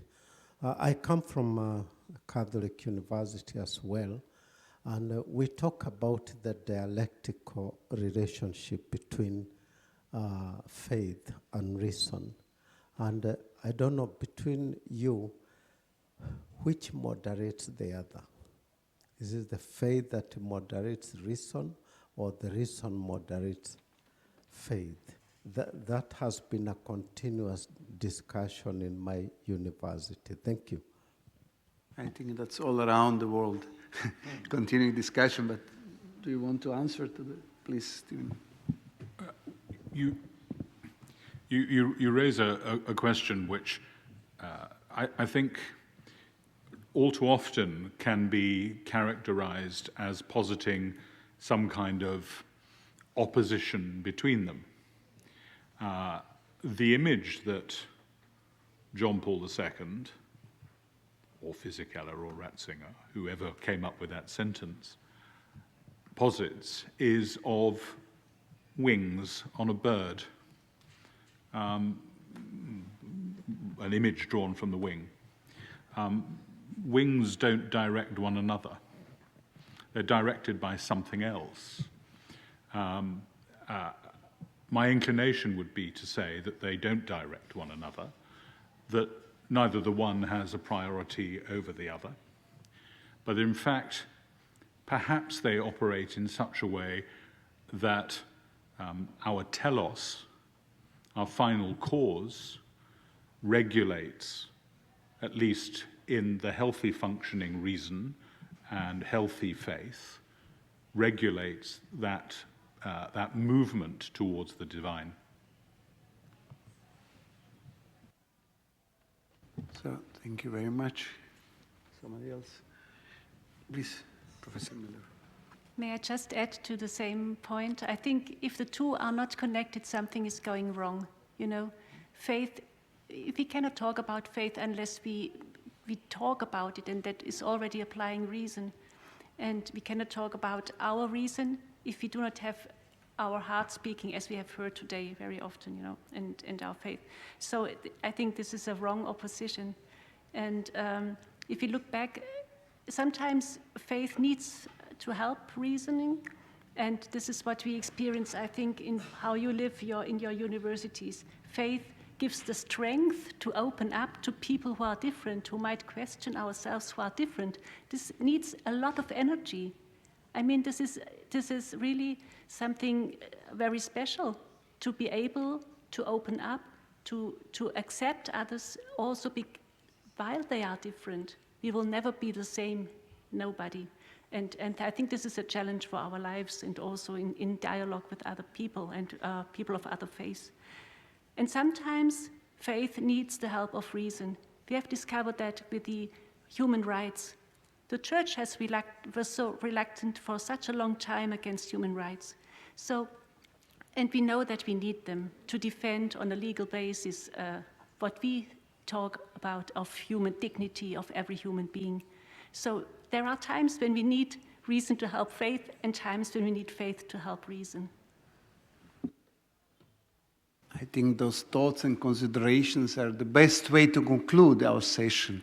So once again, I would like to thanks our speakers for their presentations.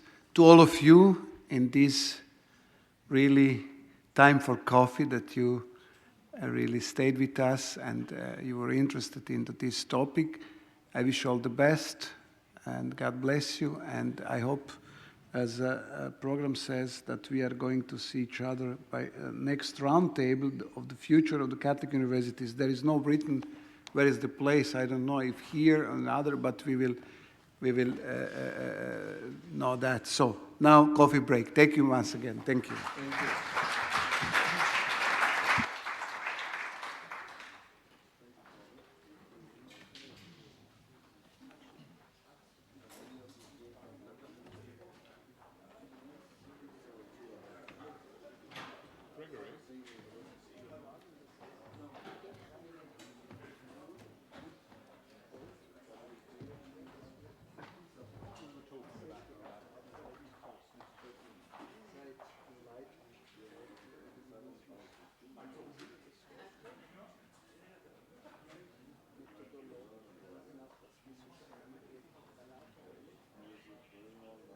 This conference with the last discussion. But before, may I have your attention and can you have your seats, please? May I have your attention?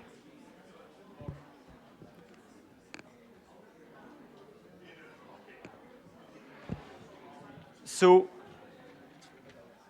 before to start with the last discussion, I would like to give the floor for a short moment to the partner of this centenary conference, the St. John Bible, and we are glad to have with us during these 2 days Reverend John Ross. We will just tell us a bit more and present the idea behind this beautiful project of St. John Bible.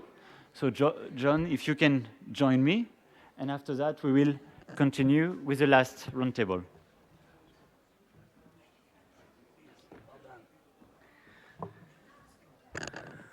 Well, good afternoon. I bring you greetings from St. John's Abbey and University in Collegeville, Minnesota, where it's a little colder than it is here. My name's John Ross, and after 30 years serving as a pastor in a Protestant tradition known as the United Church of Christ, it has been my distinct honor and privilege to serve within the Benedictine tradition at St. John's Abbey as the executive director of the St. John's Bible. On behalf of Catholic educators around the world, I want to thank you and congratulate you for your good work here these last 2 days and all year long, the good work that you're doing. It's a privilege to have been on the outside looking in most of the last 2 days, but enjoying it very much. For those of you who don't know, the St. John's Bible is the first handwritten, hand-illuminated Bible commissioned by a Benedictine abbey in nearly 600 years. Our mission is to ignite the spiritual imagination of people around the world of all faith journeys. The original manuscript took 23 artists, 15 years to create 1,150 handwritten pages and 160 original illuminations. This was all done in the New Revised Standard Version under the artistic direction of a Welsh artist named Donald Jackson. The original manuscript is priceless. It's on display in Collegeville. What I have with me here is one volume of a very rare and valuable fine art reproduction known as the Heritage Edition, which was also created under the direction of Donald Jackson himself. And if you've spent any time around the volume, you'll recognize immediately it is a very convincing reproduction. I hope you'll stop by after this last session on your way out, or maybe tonight at the dinner, to just delight in the beauty of this artistic adventure.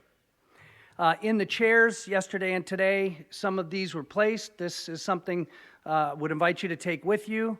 It's a nice piece that tells a pretty good story about the Heritage Edition in particular, and you can find a lot more, of course, online. In closing, I don't know if everybody read the full text of the paper that His Holiness gave us this morning, but one excerpt I think is relevant. He said, "We must always ask ourselves, what is the purpose of the learning we impart? What is the transformative potential of the knowledge we produce?" I will dare an answer with a quote. "I heard and I forgot. I saw and I remembered, but I experienced and I understood." I think that understanding is the goal of our teaching. And I would submit to you that the St. John's Bible is a very unique, one-of-a-kind experience of Scripture that always leads to new understanding. Thank you again for having me these last 2 days. I look forward to tonight. Nous allons donc commencer cette dernière session qui va donc clôturer ces 2 journées que nous avons eues ensemble. Nous avons commencé hier par une session qui était consacrée à la Magna Carta de nos universités, Ex Corde Ecclesiae. Et tout le long de ces 2 jours, nous avons travaillé sur l'articulation, ou la tension, ça dépend, entre nos traditions universitaires, ces traditions comme source d'inspiration et de créativité, et également, bien évidemment, la manière dont ces traditions façonnent notre présent et nos futurs. Et ce dernier atelier est consacré précisément aux futurs et aux défis qui attendent nos universités. Puisqu'on célèbre ce centenaire, en fait, on voit bien à travers ce qui a été dit depuis hier que nous sommes à l'entrecroisement de plusieurs problématiques. Bien évidemment, l'histoire de la FIUC peut être intégrée dans une histoire globale de l'éducation, dans une approche compréhensible de l'éducation comme mission constitutive de l'Église. Ça pourrait être une première approche. Il y en a une seconde, plus restreinte, qui est de présenter la fédération comme outil de coordination et de coopération scientifique, et donc comme témoin des pratiques changeantes et évolutives de nos universités. Et dans ce contexte, dans le contexte particulier des années 20 qu'on a déjà évoqué à plusieurs reprises, on voit bien qu'il y a une troisième thématique qui émerge. En fait, la coopération scientifique internationale est aussi une façon de surmonter nos identités nationales, ce qui signifie que notre identité catholique et notre identité académique, notre identité universitaire est plus large que nos seules identités nationales. Et on se retrouve là devant une tension habituelle entre pouvoir et savoir, avec au cœur de cette relation des différences de légitimité et puis des autorités qui sont également différentes. Et puis il y a un dernier point qu'on va soulever aujourd'hui qui est le rapport au temps. Nos universités ont un rapport au temps qui est particulier, tout simplement parce que, et ça a été rappelé tout à l'heure dans notre atelier avec le père DACCACHE qui nous a livré un très beau témoignage, nos universités sont des lieux d'anamnèse, sont des lieux de transmission de nos pratiques universitaires, sont des lieux de transmission de nos valeurs. Et donc, effectivement, au cœur de nos disciplines académiques, il y a ce travail d'anamnèse. Et en même temps, nos universités sont tournées vers le futur pour différentes raisons. La première, c'est que nos universités sont des lieux de recherche, donc de découverte scientifique, et donc elles façonnent par là le futur. Ce sont des lieux d'innovation de tous ordres. Et puis nos universités ont un public particulier, les jeunes générations qui elles-mêmes vont être finalement les générations futures, qui vont être le futur de l'humanité. Et en même temps encore, nos universités, comme lieu de production de futurs possibles, sont soumises à un ensemble de défis. Et ce sont ces défis que nous allons pouvoir analyser à travers les différentes interventions. On voit bien que lorsqu'on parle d'éducation digitale, lorsque l'on parle d'intelligence artificielle, il y a des enjeux nouveaux. Lorsqu'on parle des suites du Covid et de la manière dont le Covid a atteint la santé mentale de nos étudiants et comment nos universités aujourd'hui doivent prendre en compte ces enjeux-là, il y a des changements qui sont des changements d'attitude et de politique universitaire. Je ne veux pas multiplier les exemples, vous les avez tous en tête. Et donc c'est de cela dont nous allons parler. D'une certaine manière, comment nos universités sont également des lieux de réflexion éthique sur des futurs possibles et comment, à travers leur activité, eh bien, ces futurs possibles sont façonnés. Pour ce faire, nous avons le plaisir d'avoir 4 de vos collègues, 4 éminents collègues. Et donc, je vais passer directement la parole au docteur Maria Amelia Anderi, qui est psychologue, qui est professeur à l'Université de Sao Paulo, membre de multiples revues, conseils scientifiques de revues et qui s'intéresse également aux enjeux de culture et de conduite culturelle, donc les enjeux de multiculturalisme qui affectent nos universités, nous pratiquent beaucoup de manière plus largement, et bien évidemment qui est recteur de l'Université de San Paulo. Merci beaucoup d'être avec nous et je vous cède la parole.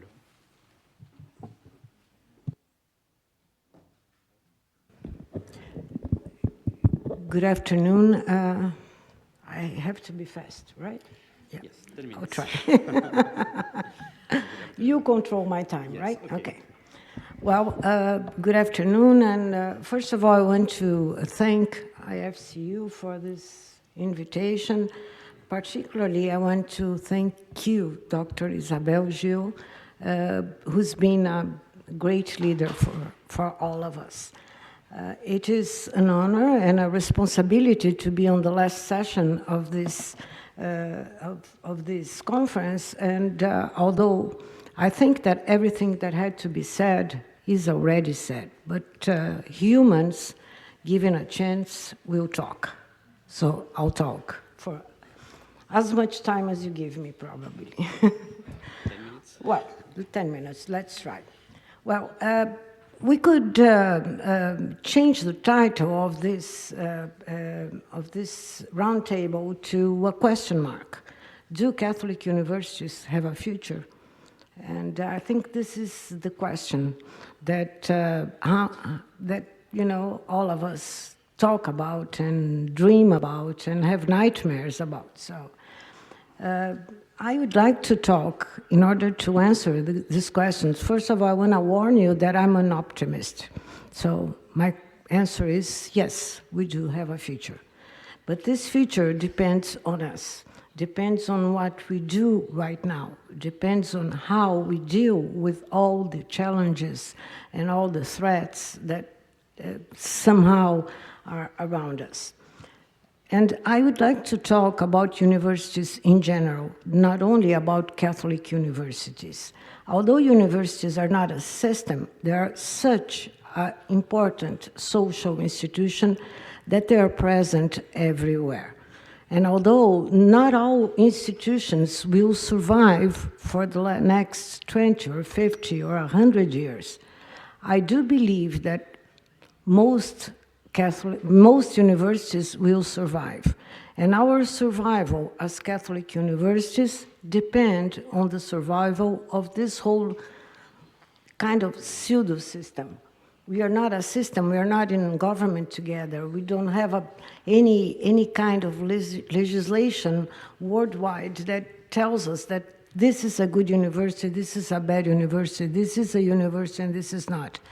And even though there's none of it, not a universal legislation about universities, we all recognize each other. So universities are, in my point of view, one of the most important social institutions of today. They have been important institutions for 600, 700, 800 years. But today, they are necessary, they are indispensable for society.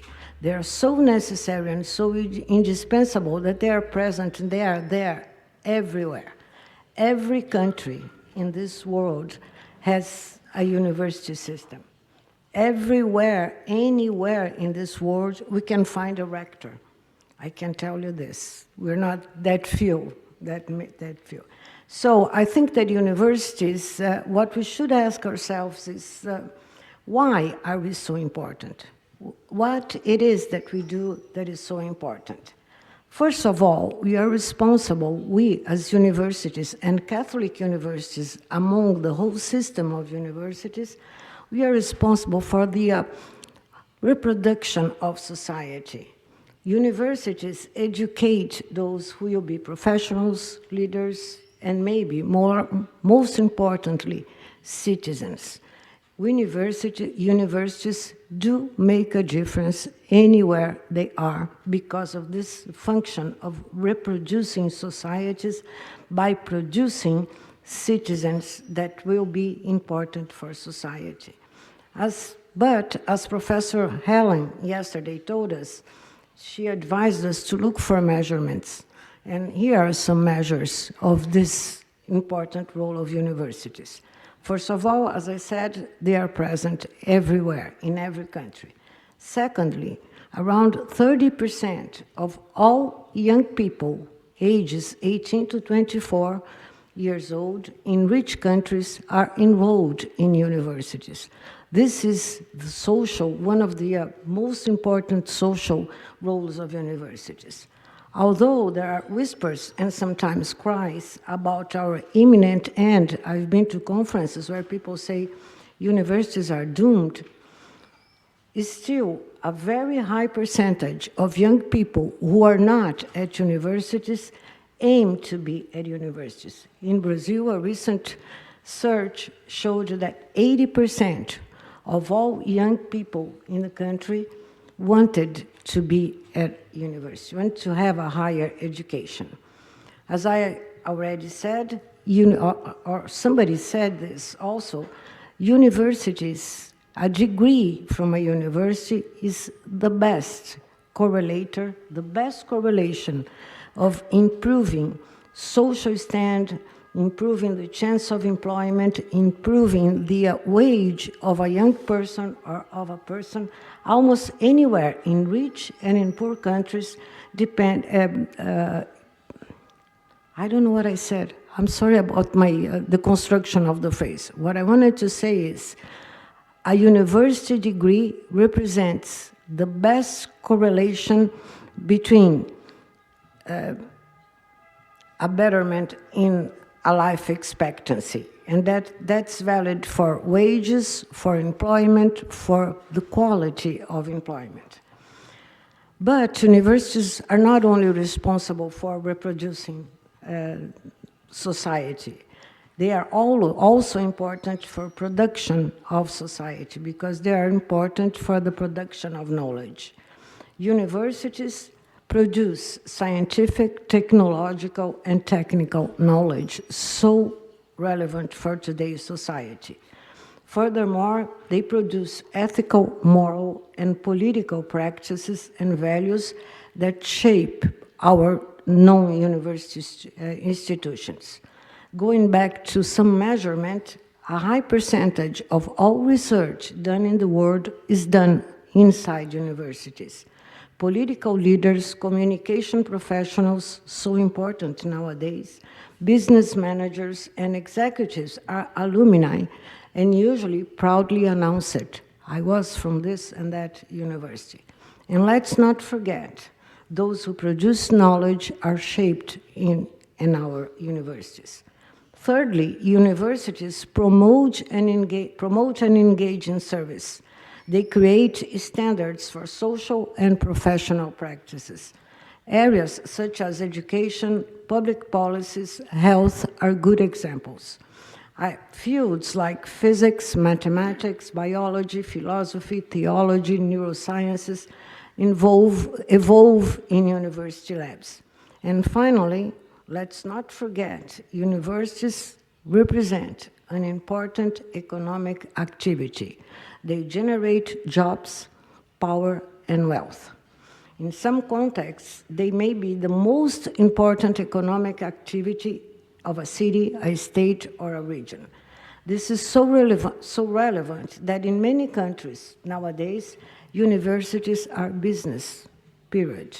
They seek profit. In other countries, universities may represent a strategy to development, and the state heavily invests in them. In still some other countries, universities are used as a tool for political power and ideology. In most countries, universities are a bit of each one of those things. They are economic endeavors, they are ideology places, where ideology is constructed, our systems of ethics are constructed, and they are in many ways the strategy to development. Strangely, universities are all those things. We hear that they are doomed. They will become useless by the arrival of artificial intelligence, or they will become useless because of the strengthening of a 4.0 economy, or there won't be any interest of the young in universities, or because they cannot keep with social changes and new developments or technology, or else universities would be doomed because knowledge is available everywhere and universities are not necessary anymore. I don't think any of this is right, even though all of these questions need to be addressed. As the world changes, the pressure to find new ways of teaching, new solutions for old and new problems, and to keep the necessary balance between maintaining the indispensable academic autonomy and the often needed social and political commitment, those get stronger every day. And our time frame keeps getting shorter. As any institutions, universities evolve and are historically and intrinsically linked to society and to their cultural and social environments. As most social institutions, universities are conservative. It's safer to keep doing things as we are used to do them.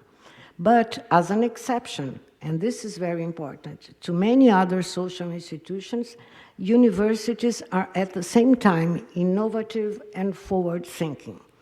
That happens because they are multi-generational. We keep finding students that they are always, every year, every consecutive year of the same age.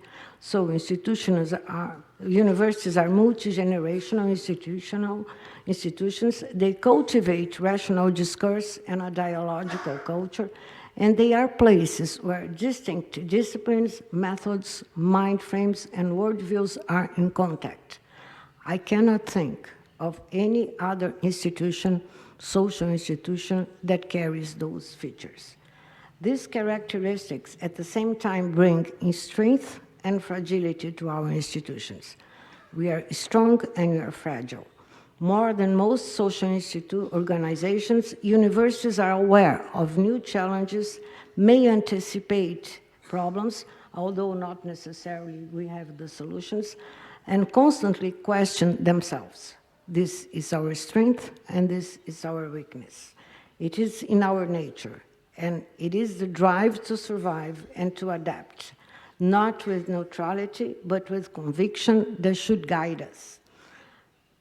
Here are some examples of the convictions that should guide us. Peace is better than war. Inequality, as we are seeing presently, poverty and hunger are unacceptable. Justice is based on equal rights. Prejudice, be it racial, religious, or social, needs to be substituted by inclusion. Ethics and values are an integral part of our way of living. Academic freedom and autonomy from external institutions are key elements of our institutions. If we keep those convictions, I'm sure, if you are committed to these ideas, I'm sure that universities will keep on contributing to society and will keep being necessary. And as long as we are necessary, to social environments as long as we're culturally, socially, and technologically necessary will keep on being indispensable. Universities will be here in the future, I'm sure, if only we commit to change without losing our most cherished features. Thank you.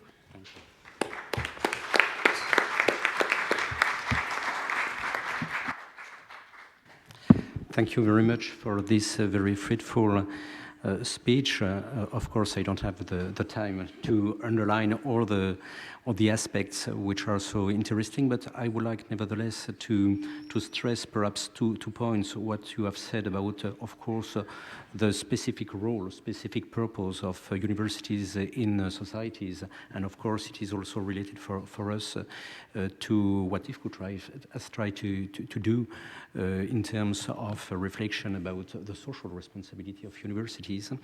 The second aspect, which is very important, you began by telling us that Catholic universities will survive if universities survive. And the relations between the two, Catholic and non-Catholic, is very important. And when you say you and we will survive if the system survive, is very interesting, because we know now that there are several scenarios, and it's not obvious that universities will survive. There are several scenarios. It can be... It's not obvious that human... And that, yes, will also survive. But for our universities, it's true that it can be tomorrow business as usual, but we know also that universities have lost their monopoly for the access to knowledge, and we have several challenges in this perspective. So thank you so much for your contribution. Now we will have a second speech. So I will give the floor to Rodolfo. Rodolfo is the rector of the Catholic University of Salta. He has been elected president of the network of Catholic and Catholic-oriented universities, and is also the second vice president of the Southern Cone sub-region of the Haut-Ducal. That is very well known. He is specialized on many subjects which are all important, of course, management, business, administration, and also engineering. So thank you very much for your contribution. Thank you, Mabel. Thank you, IFCU, for the invitation. And if IFCU have 3 official languages, I will use the only language we didn't use, it's Spanish. Cuando reflexionamos sobre el futuro de las universidades católicas, lo primero a observar es su condición de universidades. Comenzaremos analizando el futuro de estas para luego centrarnos en el porvenir de las universidades católicas. Según mi experiencia, en los últimos años nadie puede dar un pronóstico certero sobre el futuro de las universidades ni plantear un derrotero inevitable para las instituciones de educación superior. En cualquier país y contexto, predomina la incertidumbre como palabra repetida en cualquier análisis. Sin embargo, muchos de los factores que definirán la próxima década ya están entre nosotros. No tenemos que adivinarlo, sino hacer un ejercicio de observación crítica para extraer conclusiones que nos permitan anticipar, en la medida de lo posible, ese futuro incierto. Lo primero a reconocer es que la pandemia COVID-19 adelantó unos 5 a 10 años la discusión de la entrada de la revolución digital en la educación superior. Ya estamos viviendo esa revolución digital y esto es un hecho, no una apreciación. Mucho le ha costado a la cultura organizacional de las universidades reconocerlo. Cualquier consideración de cambio futuro está íntimamente relacionada con la influencia que tiene esta revolución en la vida de las personas. Identifiquemos algunas de las características que están afectando el sistema universitario en general para trabajar con esa realidad. Por un lado, como dice el Papa Francisco, no estamos en una época de cambio, sino en un cambio de época, similar al que se produjo con la invención de la imprenta en las universidades, y esto desafía al sistema de educación superior como nunca en su milenaria historia. ¿Por qué afirmamos que este tiempo es más complejo que el que tuvieron que afrontar las universidades en el pasado? Porque la universidad ha demostrado, casi siempre, una fuerte resistencia al cambio, intentando mantener un status quo, oponiéndose a cualquier transformación de estructuras, métodos de enseñanza, gobernanza y esquemas preconcebidos. Es paradójico que muchísimos cambios se han originado en las propias universidades y fueran esta a veces la primera línea de resistencia. Sin embargo, el elemento diferencial en esta oportunidad es lo que los ingenieros llamamos el factor T, el tiempo. La aceleración que ha impulsado la revolución digital en nuestras vidas no permite analizar lo venidero con años o décadas de anticipación, de modo que estas modificaciones puedan ser introducidas de forma paulatina. No hay tiempo. Si no tenemos en cuenta este factor T, corremos el riesgo de quedar rezagados en esta época desafiante. Esta aceleración, asimismo, deja poco margen para distinguir entre tendencias y modas, es decir, la selección de cuáles son esos cambios son verdaderos y radicales y cuáles son novedades efímeras. En este punto de análisis es pertinente considerar, y coincidiendo con el análisis de Amalia en muchos de los puntos, otra tendencia. Por un lado están aquellos que confían en la transformación positiva de la universidad, que creo que es la línea donde Amalia y yo nos ubicamos, y por otro, los que profetizan su desaparición, superada por otras alternativas de mercado que impondrán el reemplazo de lo que ellos llaman la vieja universidad. Un relevamiento mundial muestra que jamás en la historia hubo tantas universidades y tantos alumnos universitarios, ni se observó tanto involucramiento de las universidades con su entorno, constituyéndolas en referentes importantísimos en sus comunidades. Por lo cual, según mi particular visión, estamos muy lejos de asumir que la universidad como tal desaparecerá. No parece razonable pensar en esos términos cuando el mundo demanda más que nunca personas con altísimas calificaciones, la sociedad del conocimiento ha reemplazado el trabajo físico y donde la formación universitaria es requisito básico para aspirar a cualquier empleo de calidad. Por ello menciono acá 7 tendencias, hay más, pero selecciono 7 tendencias que considero de influencia capital en el futuro cercano de las universidades. Primero, digitalización. Estamos ante un cambio radical en la forma de aprender y de enseñar y la concepción misma de los campus, del campus físico y el campus virtual. Además, el uso de pantallas parece estar cerrando lo que algunos llaman el paréntesis de Gutenberg. Segundo, la transformación de procesos. La ingeniería de procesos como fundamento para la construcción de procedimientos de gestión universitaria se ha impuesto sostenido en mecanismos de aseguramiento de calidad. Tercero, la flexibilización de currículos, pedagogía, carreras, modalidades. La vida actual es absolutamente flexible. ¿Por qué la universidad no debería seguir esta tendencia que es positiva cuando respeta la libertad y las características de las personas? Cuarto, la hibridación. La diferencia entre educación presencial y online ha desaparecido para siempre. Una clase sincrónica medida por tecnología, ¿es presencial o a distancia? Lo interesante de la pregunta es que la pregunta hoy carece de sentido, ¿sí? Simplemente se trata de medios distintos para un mismo fin que los alumnos irán seleccionando. Quinto, fin del monopolio. La universidad ha sido por siglos la única proveedora de educación superior y el único referente para validar la habilitación profesional de carreras reguladas. Que este monopolio se acabe no implica el fin de la universidad. Debemos aceptar que aparecerán nuevas instituciones que proveerán diferentes formatos educativos y esto no es intrínsecamente malo. Es más, debería motivarnos nuevas soluciones a nosotros. Sexto, el compromiso social. La universidad como institución encerrada en sí misma, sin, entre comillas, contaminarse con la realidad circundante, es un modelo que ha sucumbido sin previo aviso. Las universidades de la actualidad están llamadas a trabajar con las comunidades más allá de lo obvio, que es la formación de líderes para la sociedad o la investigación aplicada, y a involucrarse con su entorno, porque de esa relación surgen efectos positivos para la sociedad y se benefician directamente los alumnos, profesores y gestores, quienes se enriquecen en el aprendizaje en servicio. Séptimo, dejé por lo último, la inteligencia artificial, porque es la última novedad en irrumpir para el gran público en realidad. Ya muchas universidades nuestras usan hace mucho tiempo la inteligencia artificial. La masificación del uso de esta herramienta a partir de ChatGPT ha abierto un abanico de posibilidades de uso cuyo alcance todavía no está muy claro. Sí es obvio que su influencia en el mundo universitario va a ser profunda, ya que introduce una novedad radical en la forma de elaborar materiales, de hacer consultas, de guiar procesos rutinarios y un largo etcétera que serán, opino, muy positivos para la actividad universitaria en general. Ahora, en este evento hemos sido convocados por la FIUC para hablar del futuro de las universidades católicas, por lo cual entremos exactamente en materia. La primera pregunta que me hago es, ¿qué es más importante, la forma o el fondo de las cosas? Porque todo lo descrito anteriormente tiene que ver con la forma, pero no hemos mencionado nada sobre el ser universitario. Hace unos pocos días, Gregorio Luri, hablando en la Universidad Francisco de Vitoria, afirmaba que no es el conocimiento lo que forma el alma, sino el alma la que da forma al conocimiento. Y esto se aplica plenamente a nuestras universidades católicas.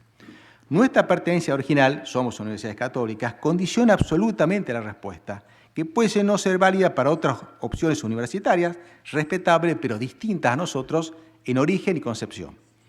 La universidad para nosotros sigue siendo un lugar privilegiado para la búsqueda de la verdad. Esto no ha cambiado y no interesa en los medios, sino los fines por los cuales existimos y la razón última de nuestra existencia. Mientras las universidades católicas entendamos de dónde venimos y hacia dónde vamos, ningún cambio tecnológico, por profundo que sea, debería desviarnos del camino, ni insuflarnos temores adolescentes. Preservar esta mirada firme sobre nuestra misión, valores e identidad es imprescindible para el desarrollo futuro de nuestras instituciones. ¿Cómo logramos esto? Por un lado, permaneciendo fieles al origen y propósitos institucionales que nos precedieron, y por el otro, permaneciendo fieles también a las enseñanzas de la Iglesia, que a través del Papa y el Dicasterio para Cultura y Educación nos dan orientaciones fundamentales para alimentar en estos tiempos esa inspiración que nos vio nacer. Nuestra gran tentación muchas veces es mimetizarnos con otras instituciones, pretendiendo obtener así el favor de estudiantes, la sociedad o tendencias de moda. Pero esto puede significar la pérdida de nuestro mayor capital, que es una identidad inconfundible. Una regla básica en el marketing moderno es la búsqueda de diferenciales que permitan a una institución destacar sobre las demás. Las universidades católicas tenemos una identidad que sobresale, aún en tiempos de crisis de la Iglesia, y que constituye una marca destacadísima en el mundo académico, por lo cual negar o jugar de ella no es solo un error de nivel institucional grave, sino uno de posicionamiento de mercado todavía peor. Remarquemos sus diferenciales. Primero, tenemos identidad, lo que muchas universidades privadas y públicas buscan desesperadamente. Segundo, tenemos una historia que nace con la universidad misma, aunque la historia moderna a veces lo niegue. Y tenemos una institución bimilenaria detrás, a la Iglesia, que con todas sus falencias humanas no deja de ser maestra de humanidad y una referencia moral a nivel mundial. Asimismo, tenemos una red de universidades más grande que cualquier otra, en la cual nos reconocemos y podemos trabajar mancomunadamente sin tener que darnos tantas explicaciones. Trabajamos por un mismo Señor y con un mismo objetivo básico. Aprovechemos, pues, estas ventajas adecuadamente. Considerando que todas las tendencias mencionadas anteriormente se aplican también a las universidades católicas, mencionaré los aspectos a los que entiendo debemos prestar más atención en el futuro cercano. Por un lado, preservación de la identidad, no como una reliquia que vamos a adorar, sino como una realidad viva que se va transformando con el tiempo sin perder su eje y que debe impregnar la vida universitaria. Segundo, introducción del máster universitario profesionalizado en nuestras instituciones. Se deben incorporar gestores y procesos a la altura de la modernidad. Tercero, sustentabilidad, meta compartida por todo el mundo universitario católico. Debemos encontrar en cada lugar y con cada sistema caminos que aseguren el desarrollo de la misión. Cuarto, liderazgo para el cambio. La formación de líderes católicos es urgente. Personas que tengan una identidad distintiva, que dialoguen con el mundo, entendiéndolo, con las capacidades intelectuales necesarias para promover el avance de la sociedad, son absolutamente necesarias. Por otra parte, la globalización es otra de las tendencias que, siendo integrantes de la organización más global que existe, que es la Iglesia, todavía estamos en una etapa que necesitamos más desarrollo de relación entre nosotros que nos permitan aprovechar adecuadamente esta posición ventajosa. Por último, la sostenibilidad. Entiendo que ninguna universidad católica debería quedar al margen de lo que Laudato Si señala como un camino razonable de desarrollo sostenible a mediano y largo plazo. Para cerrar, diré que el panorama del mundo universitario está cambiando a una velocidad alucinante, con novedades y tendencias que influyen en los alumnos que recibimos todos los años en nuestras instituciones. El entorno competitivo global de las universidades se está complejizando, con nuevos actores que irrumpen con sistemas de aprendizaje atípicos y experiencias vanguardistas.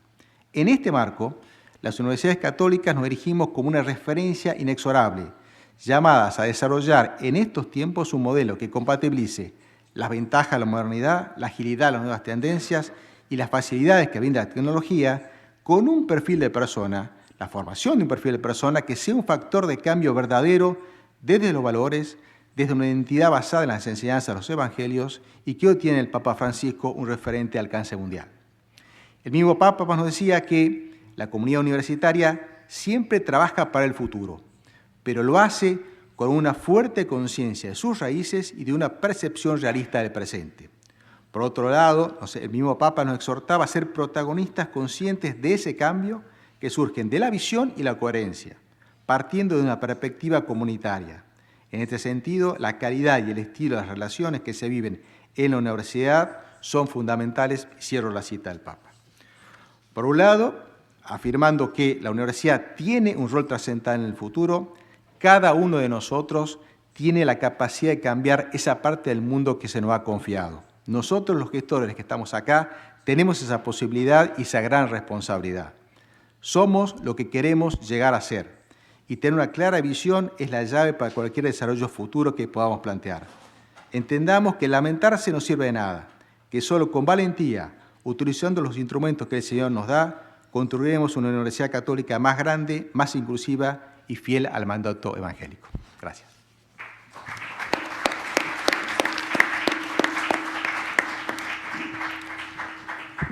Thank you very much. It was, it was very interesting to listen to you. And you have underlined some of the major trends that our universities are facing. You also remind that one of the main purposes was to think about our identity, our identities, and how this identity is at the heart of our mission.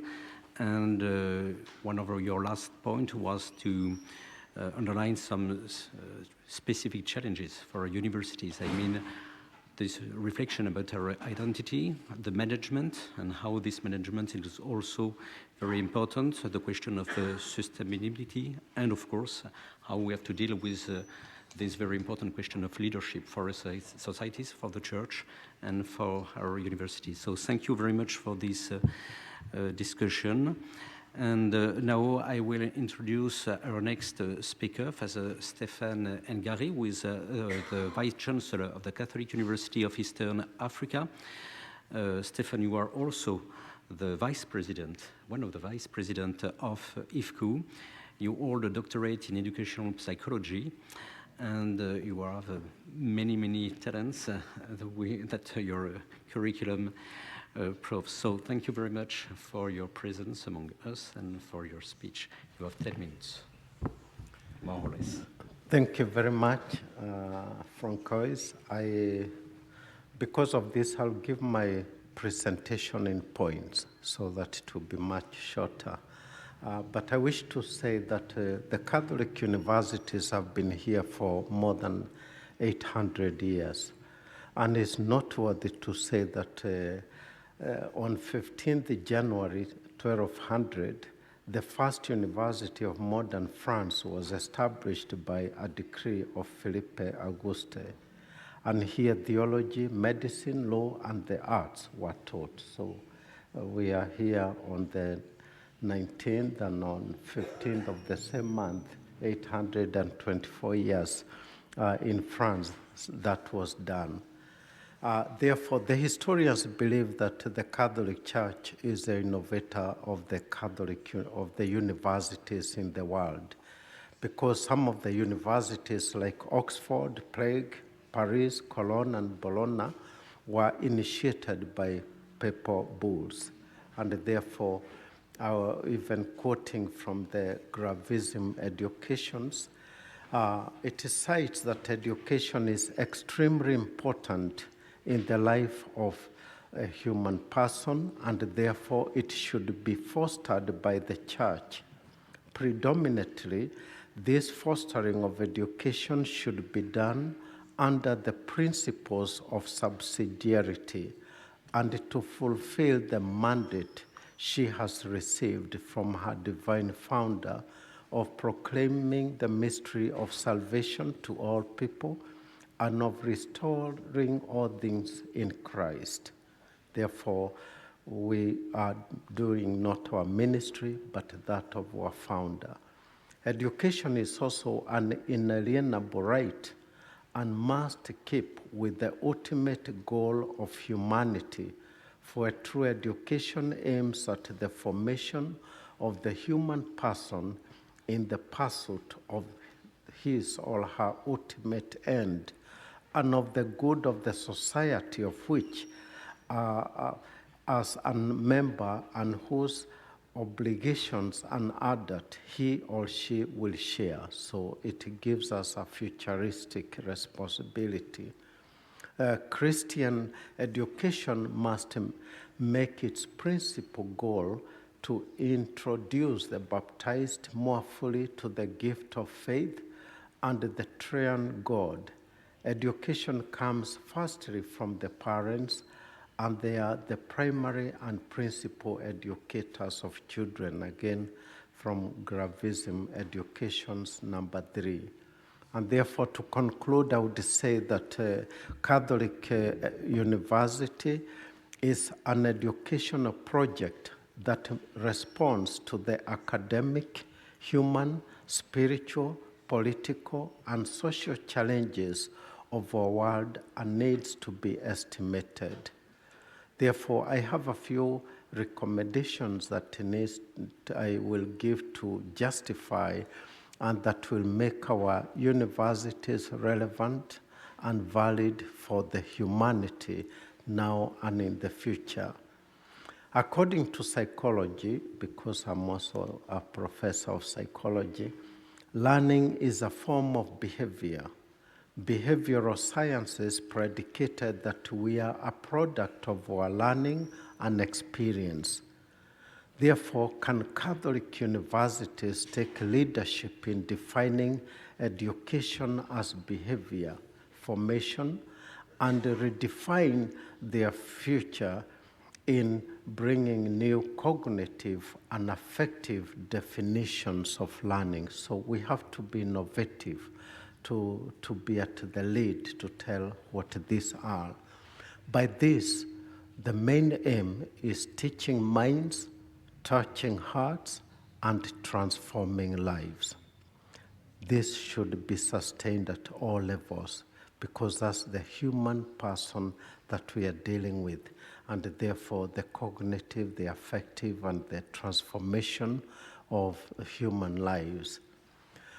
We also need to have quality education that will bring value in areas of research, innovation, and Catholic teachings in education that will give Catholic universities an edge, because there are many universities, they teach the same disciplines, so we need to be careful that we are not a replica of what we are. There must be value. And therefore, Catholic universities should stand among the leagues of Ivy and other world-class universities. Also, in relation to John 17, verse 17, where Jesus prayed that consecrate them in the truth. Therefore, the mind, the heart, also the transformation of lives must also do this, because it addresses both the reason and faith and the heart. We also need to have the management of culture and intellectual tradition to remain relevant, being disruptive in the evolution of ideas, values, and ethos of human practice. I'm talking disruptive. We should respond to the modern needs, and therefore we should work in the same manner. Introducing new ways of learning, like what was brought by Bloom's taxonomy of learning that deals with human cognitive, affective domains like comprehension, analysis, contrasts, synthesis, among others. We need new paradigms of learning that include the transcendence of factors. We need to answer the matters of human originality, mission, destiny, and accountability, which is very important in the modern society. Like someone said, that the problem of Africa is its leadership. Therefore, the consequences are dire poverty, insecurity, and migration to the north. I was asked to refer it to a little bit of what is happening in Africa. Why are people migrating north to north and bringing a crisis to Europe? It is because we have not formed the right leadership and the right minds, because we have enough resources to sustain our populations in Africa. but we do not have the right minds to sustain them in Africa. Therefore, proper preparation of Catholic universities' leadership in the management of change, which is disruptive and pervasive. The change is so dire.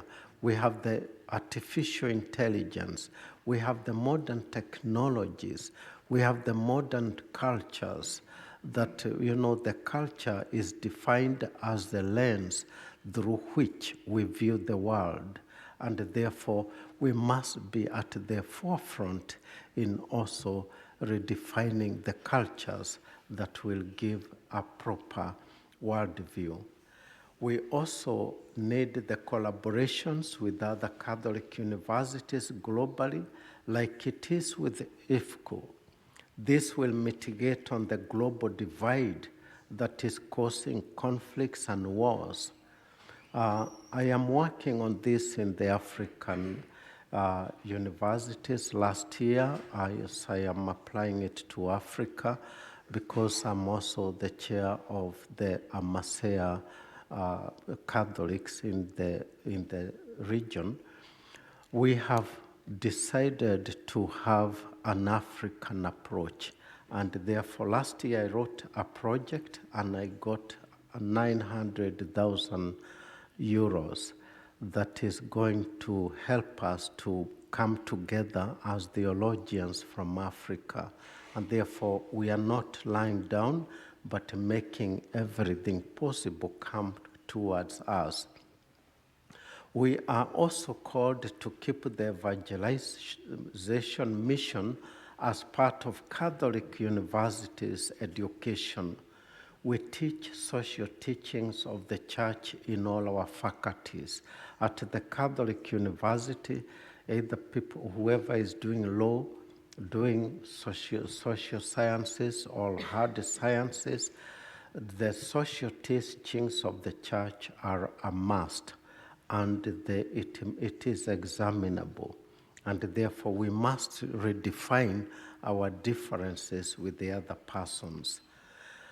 Also, the culture and the spirit of synodality, working together with the communities to seek solutions to their problems through joint studies, dialogue, and research. For example, in areas of food security, environment, economy, justice, peace, faith, among others. And therefore, research must be geared towards answering these fundamental community questions. We also need to embrace technology in learning and teaching, and using it also as a tool for evangelization. I think you know about the ChatGPT. How are we going to teach with that knowledge being with our kids, that they can even look for papers to be written for them? But I was dealing with one of the ICT gurus, and he told me that if you ask GPT if it wrote that paper, it will tell you. So we are now wanting to go ahead of the batch. So we need to embrace the technology, but as well be careful so that it doesn't manipulate the education system and the proper formation of the young people. For Africa, the Catholic universities must forge a way of cultivating future leaders that will become instrumental in evolving the continent from her political, social, and economical woes. That is one of the future missions of our universities as we come there, because I said it is not, its problem are not the problems of the people, but the problem of leadership. Also, finally, we need to make the Catholic University a place of reference in academic and doctrinal matters through research, and also developing a battery of scholars in the same domains. And this calls for training, retooling, and retaining quality staff in research and public opinion. So if we respond to the challenges that I've also cited, the solutions, then we are geared to take off for the future. The future is ours because we have a solidarity and also a cradle of knowledge that we all bring today and tomorrow to ensure that we are relevant, we are valid, and also we are the leaders in that area. Thank you very much.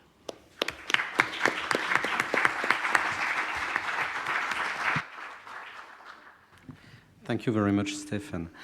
As the time is going on, I'm obliged to give you the floor. Father Sali Augustine is a priest, is a Jesuit, Chancellor of Sophia University, and a man is teaching areas. There is ethnic politics and also global studies. Thank you very much. I give you the floor. Thank you very much. Hello. Are you all right? Yes. And this is the last one. Yes. Be happy. I'm going to be short because already we know what is the future of the universities and Catholic universities. So I'm not going to read what I have already written. So I'm going to make it short. I think the future of Catholic universities will be shaped by various factors, but I am going to tell you that three elements. One is the societal changes that is going to affect shaping the Catholic universities. Some of them are demographic change, diversity of identities, and so on and so forth.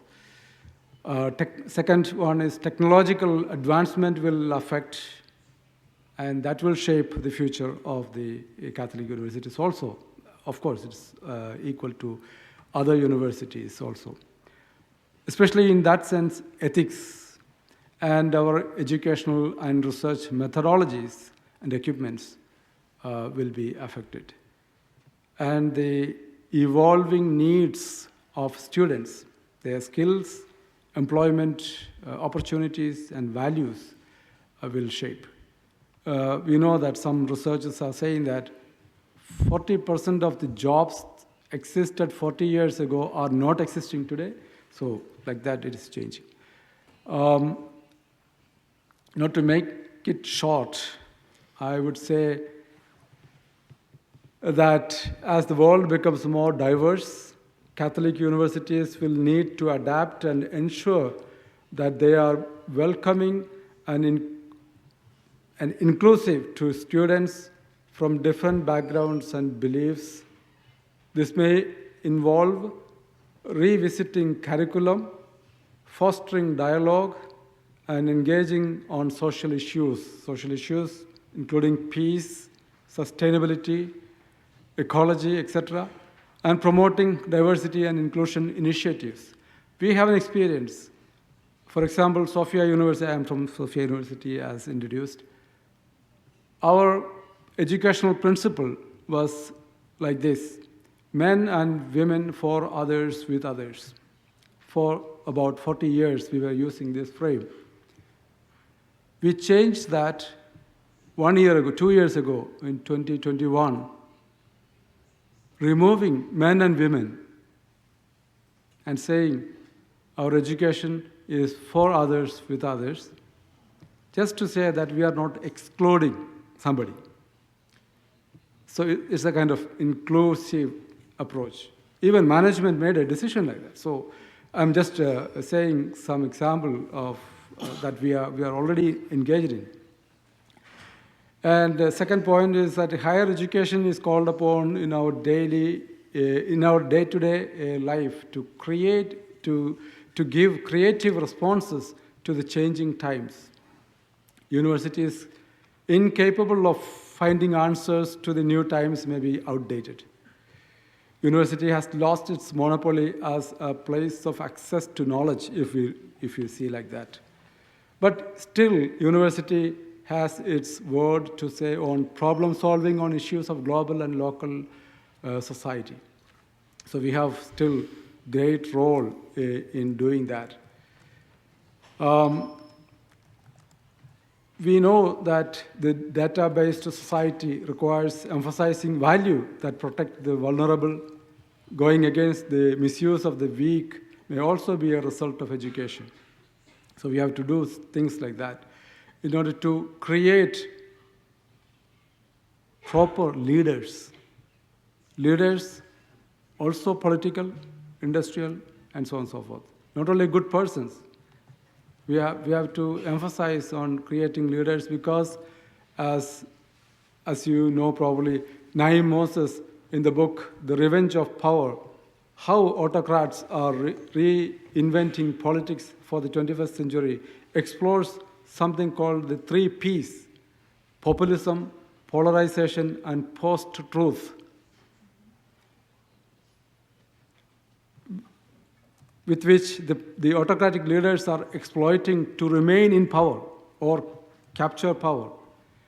And these 3 Ps have been around for some time. But let me reflect briefly on one of my concerns, that is the third one, the post-truth, where the Catholic universities may be a bit worried about. Post-truth has been defined as the disappearance of shared objective standard for truth. The disappearance of shared objective standard for truth. It is the definition given by Collins Dictionary. It is a condition that arises in public life when the dividing line between facts and knowledge on one side and belief and opinion on the other, that the dividing line between them is no longer widely agreed upon.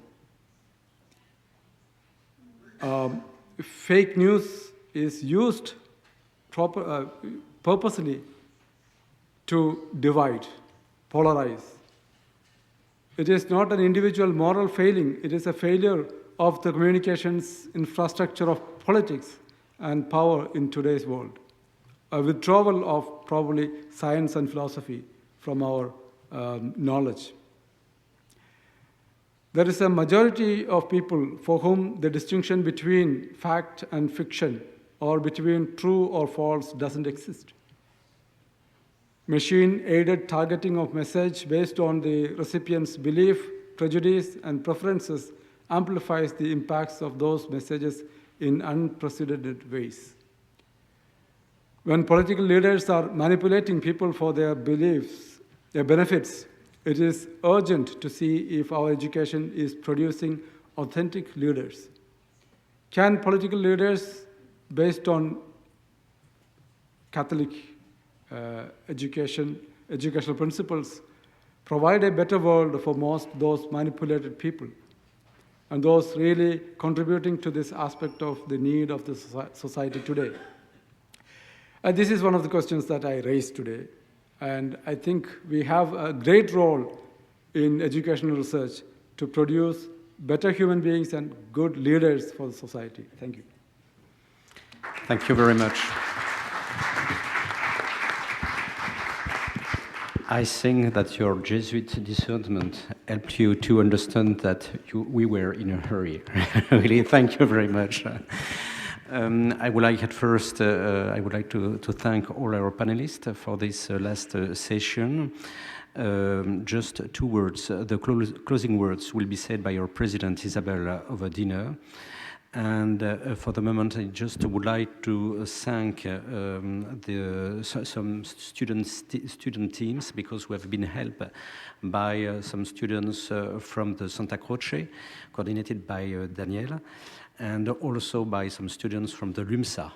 And so I would like to thank them very, very warmly, because it has been very helpful for us to work with them. And I don't forget that this session has been also easier for us thanks to the translators. So the last thanks is for you. Thank you very much. Thank you, and now we can leave and go to the Mass.